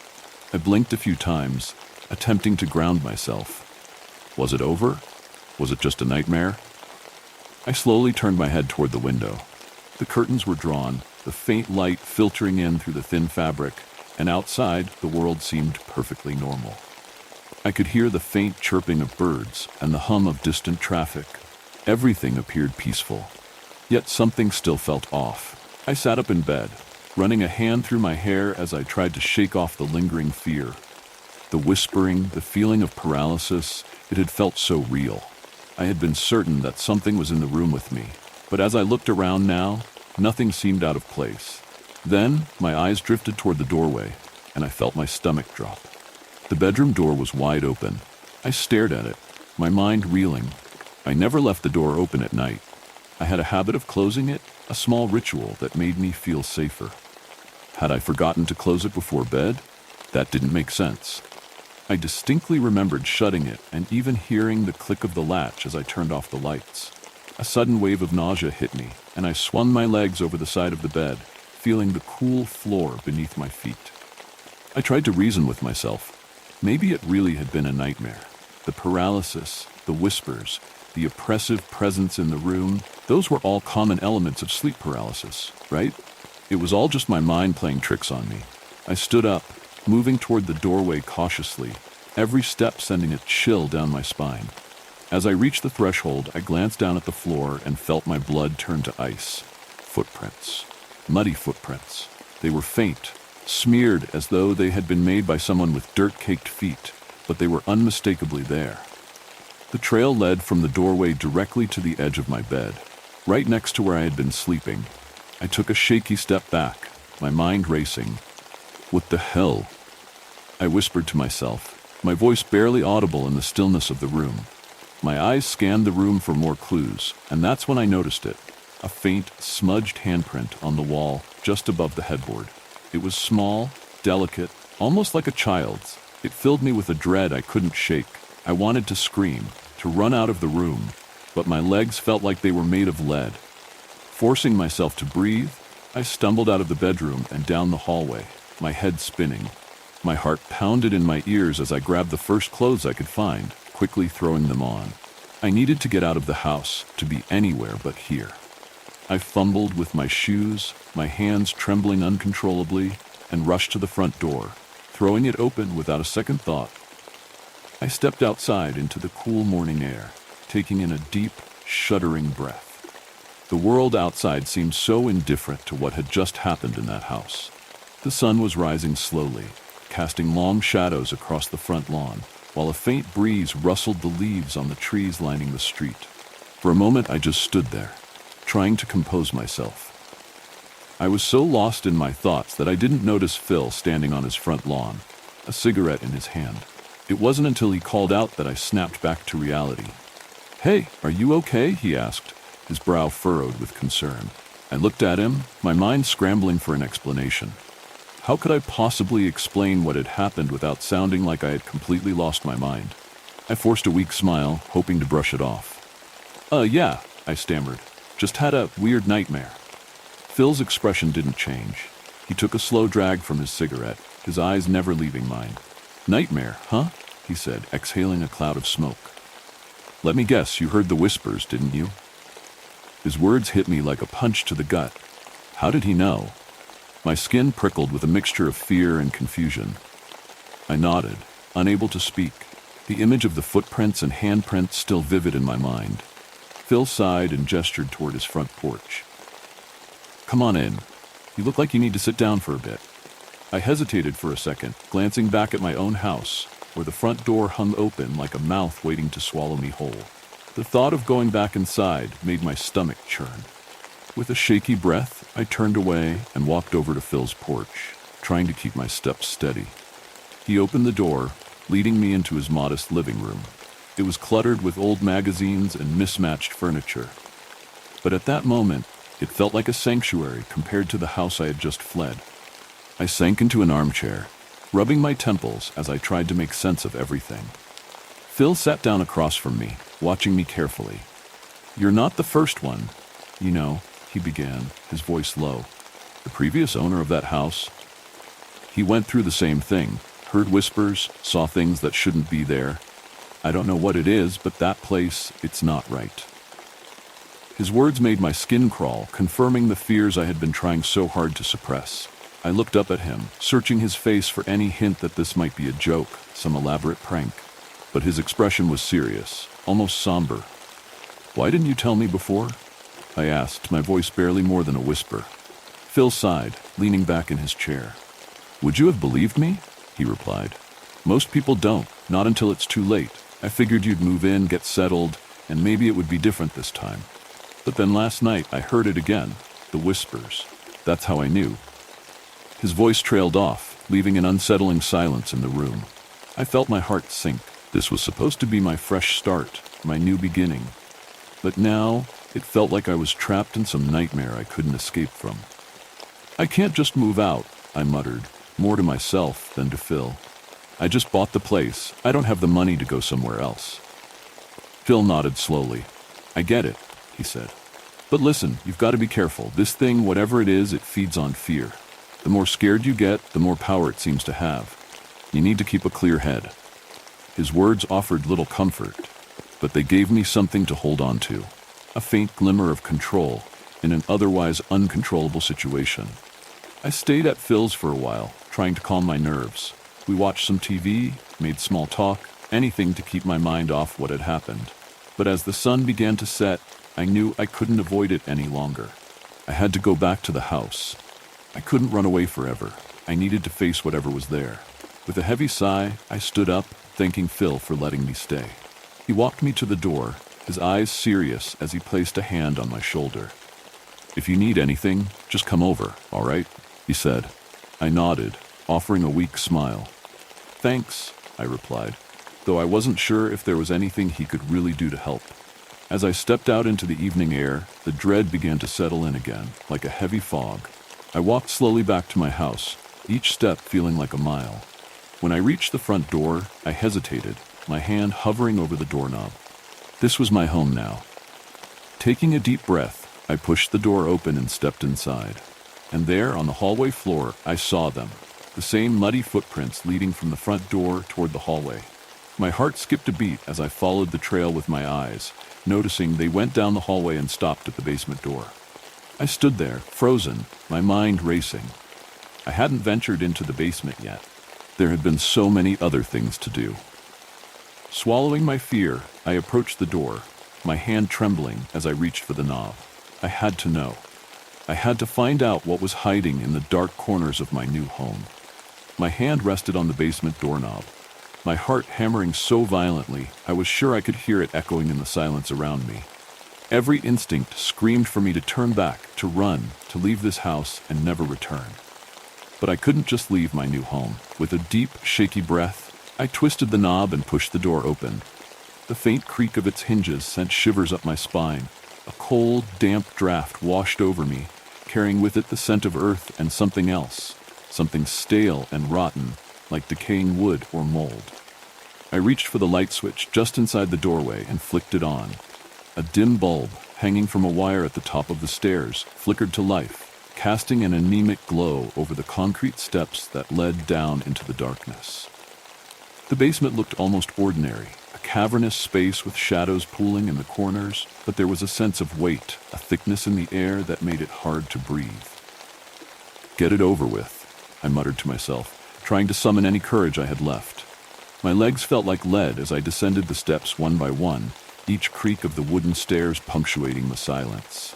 I was halfway down when the light above me flickered, the bulb dimming and brightening erratically. I froze, staring up at it, willing it to stay on. And then, to my relief, it stabilized. I let out a breath I hadn't realized I'd been holding and continued my descent. Reaching the bottom, I scanned the room.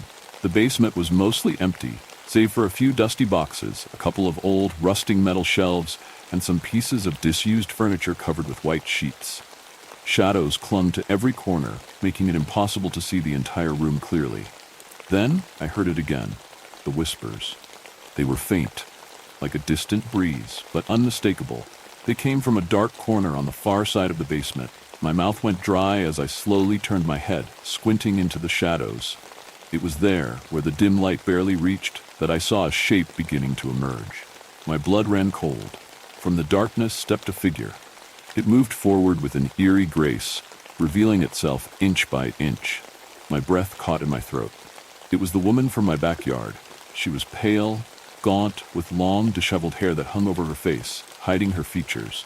She wore a tattered white dress, stained and torn, as if she had crawled through the mud and dirt. She stopped just within the faint light, her head tilted slightly to one side, as if studying me. The whispers grew louder, more distinct, but I couldn't make out the words. It was like they were swirling around me, tugging at the edges of my sanity. I wanted to scream, to run, but my body refused to obey. "Leave, leave." The words finally formed in the chorus of murmurs, piercing through the fog of terror in my mind. I blinked, unable to look away from the pale figure. She took a slow step forward, her movements jerky and unnatural. I stepped back instinctively, my heel hitting the first stair. She raised her head slightly, and for a brief, horrifying moment, I saw her eyes, empty, hollow, and filled with a darkness that seemed to stretch on forever. The basement felt like it was closing in on me. The air grew thicker, pressing down on my chest, making it hard to breathe. The whispers now felt as though they were inside my head, crawling under my skin. The woman took another step toward me, her presence so overpowering that I thought I might pass out. "No, no," I cried out, finally breaking the paralysis that gripped me. I spun around and bolted up the stairs, taking them two at a time. Behind me, I heard a faint, raspy laugh, a sound that chilled me to the core. I reached the top and slammed the basement door shut, my chest heaving as I struggled to catch my breath. My hand clutched the doorknob, trembling. My eyes darted around the hallway, and for a brief moment I felt a slight relief. I had made it out. I was out of that place. But that relief was short-lived. The whispers didn't stop. They were everywhere now, coming from the walls, the floor, even from the air around me. They pressed in on all sides, wrapping me in their suffocating embrace. I staggered backward, nearly tripping over my own feet as I backed away from the basement door. The house was alive with them. They filled every inch of space, echoing off the walls, filling my ears. I clamped my hands over my head, trying to block them out, but it was no use. They were inside me, clawing at my thoughts, gnawing at my resolve. I stumbled toward the front door, my vision blurring as I fought the urge to panic. I had to get out. I had to leave this house. I reached for the doorknob, fumbling with it in my haste, and yanked the door open. The cool night air hit me like a slap, jarring me back into focus. I rushed outside, slamming the door behind me, and doubled over on the porch, gasping for breath. The whispers finally began to fade, their grip on me loosening as I put distance between myself and the basement. I staggered down the porch steps, feeling the weight of the house's oppressive presence recede with every step I took. My heart still pounded in my chest. My hands were shaking, but at least I was out. I was free, if only for a moment. I went over to Phil's house, my heart still racing from the terror I had just fled. He opened the door, his face filled with concern as he took one look at me. "What happened?" he asked, stepping aside to let me in. I sat down on his couch, hands trembling. "It's the house, Phil." I started, struggling to find the right words. "I can't stay there anymore. I think I need to move out." Phil nodded, listening intently. "I had a feeling this place wasn't right," he said softly, "but it's worse than I thought. It's not worth your sanity or your safety to stay there." We sat in silence for a while, the weight of the situation pressing down on us.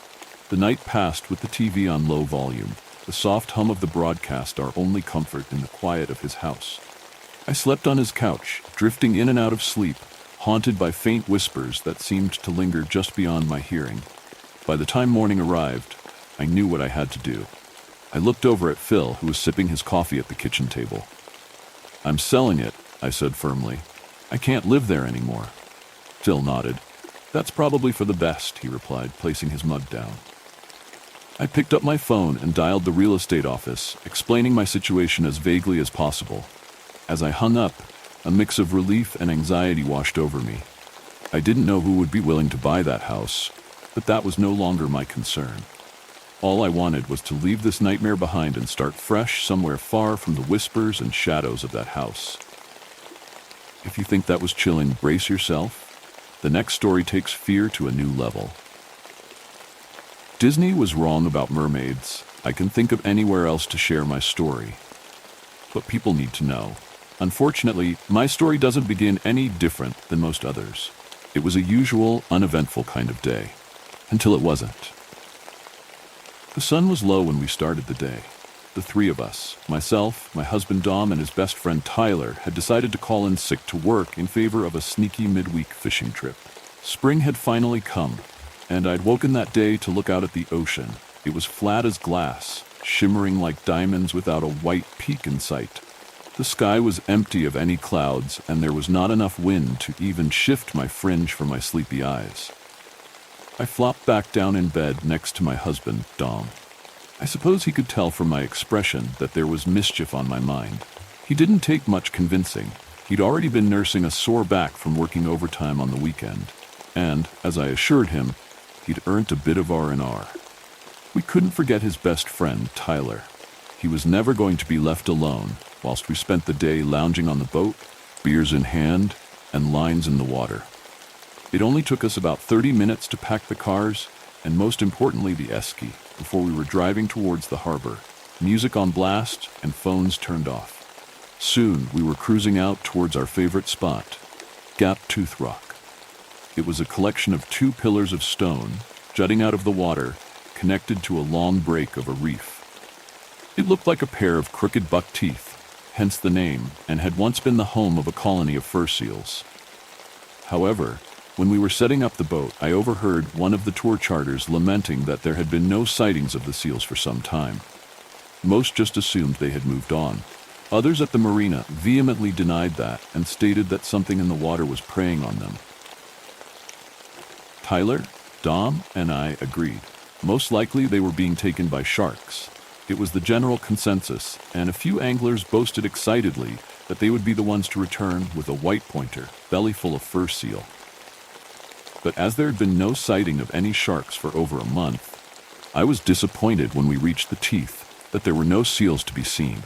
Handing me the first drink of the day as a consolation, my husband tried to cheer me up as he baited my line, smiling at me and squinting against the sun. "Maybe you'll catch a shark instead," he joked. Always the optimist, he claimed that less seals meant more fish for us. For a few hours we just laid out on the boat, talking about everything and nothing, whilst our speaker sang with my 90s playlist as a backing soundtrack for us. Nothing was out of the ordinary. Drinks were drunk, jokes were made, and Tyler shared a little too much about his activities with his new girlfriend. Things only got weird when I felt a sharp pull on my rod. I knew immediately something wasn't right. The way the line was pulled was just too sharp, so abrupt, one yank, and then absolutely nothing. There wasn't even a ripple on the water left over. I frowned and stood up to move to the side of the boat, pushing my polarized lenses up my nose so I could get a better look through the water. I thought at first I'd snagged the reef that grounded the teeth, but I'd made a point not to cast so close to the rocks. I'd lost a good dozen lures on prior trips, and I knew to avoid them. A second yank came, and I had to brace myself against the boat for a second. It was so strong that I almost lost my rod overboard. I planted my feet, and I started to pull back. The rod almost doubled over on itself, and I thought it was going to snap as it curved towards the water. I grimaced as I pulled against the great force. The line remained tense, as if it was frozen in place to the ocean. The line had no slack, and the reel wouldn't budge at all. Suddenly, there came an awful sound. I don't even know how to describe it, but it was enough that I dropped the rod in favor of covering my ears. It was as if it was a cacophony of every awful sound I had ever heard. The high-pitched ringing of a car alarm, the crushing of metal, a jet breaking the sound barrier, and nails on a chalkboard all combined in one. I looked around me to try and see the source of the noise. My rod was hanging over the side of the boat, and the water was still glassy. Dom and Tyler were behaving strangely. It was like they weren't hearing what I was. Their eyes were fixed on the water, their backs rigid. The sight made all the hair on my arms stand up, and gritting my teeth, I stood to go and check on them. Neither responded to my calls. They just stared, frozen at the water. Their lines tense like mine had been reaching down into the dark. The noise was filling my head, so loud I couldn't think of anything aside from how wrong everything felt, how my whole body was screaming over the noise that I needed to leave. I tried to pull them away from the edge of the boat, which was now starting to slowly pull towards the left side, following the same direction as their lines. I tried yelling their names, tears making my vision foggy as I exclaimed they were taking the joke too far, that I was scared, and they needed to stop. I watched my rod slide over the edge and splash into the water, and when Tyler started to reach into the water, it was then, when I was sure my eardrums would burst with the sound, that it finally went silent. I flew into action, snatching the knife from our bait station before looking over to the water. Out of the darkness came a mottled gray arm. At the end there was a clawed fist gripping onto Tyler's braided fishing line. I sliced the line in a panic and pushed both men away from the side of the boat. It took all my strength to force them off their anchored feet, and the two fell back as both lines went slack.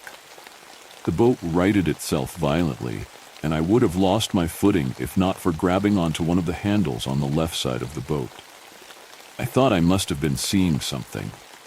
Maybe I hadn't drank enough water. Maybe I had listened a little too much at the marina when the fishermen talked about monsters around the teeth. Maybe I had been in the sun just a little too long. Clutching the knife, I peeked back over the boat, and this time I saw more of the creature. Its eyes were black and beady, with needle-pointed teeth and a sick smile. It glared up at me. Its head looked human-shaped, with wet hair slick against the blue-gray scalp. No ears but the shoulders and the torso of a woman. The underbelly was that of a normal nude woman, if not for the white and shimmering reflective scales which flashed rainbow in the light. From the waist down it disappeared into the depths, and I swear the water around it was darker than I had ever seen. A black abyssal cloak, which shrouded the rest of the monstrosity. I watched water around its head shift as it opened its mouth and took in a breath, and then the noise came again. It took everything to not cover my ears and duck away from the sound. And again, Tyler and Dom stood to walk back towards the water. I grabbed their arms, but both were stronger than me and easily barged their way past me. I stared into my husband's eyes, usually bright and blue. They were cold gray and vacant, the eyes of a complete stranger, and fixed on the horizon. When I looked back, Tyler was leaning over the side of the boat, his face just inches from the surface. The sight was enough to force me into action, and I flung my hand over the side, slashing the knife wildly at the water. I felt the knife make contact with something, the tug of resistance before the clean slide of the blade against flesh. The noise stopped instantly at that moment, breaking whatever spell that had taken over the men. I grabbed Tyler's collar and yanked him away from the side, looking over as the creature stared back at me. A thin line was carved across its cheek. They were both groggy and confused as I pulled away from them, dropping the knife and running to start the engine before putting the boat into full speed away from Gap-Tooth Rock. They asked what my problem was, why I was in such a sudden rush, and why I'd let their rods just tip over the edge into the sea. I couldn't think of any way to even start explaining what had happened, and seemingly they hadn't been aware through any of it. All I could focus on was getting away from that place. It's been a week since then, and I tried to share this with them. Tyler laughed at me, and Dom asked if I was still taking my medication, a meek, sympathetic smile on his face. I wanted to forget about what I had seen. I wanted to chalk it up to dehydration or sunstroke. But yesterday they went fishing without me.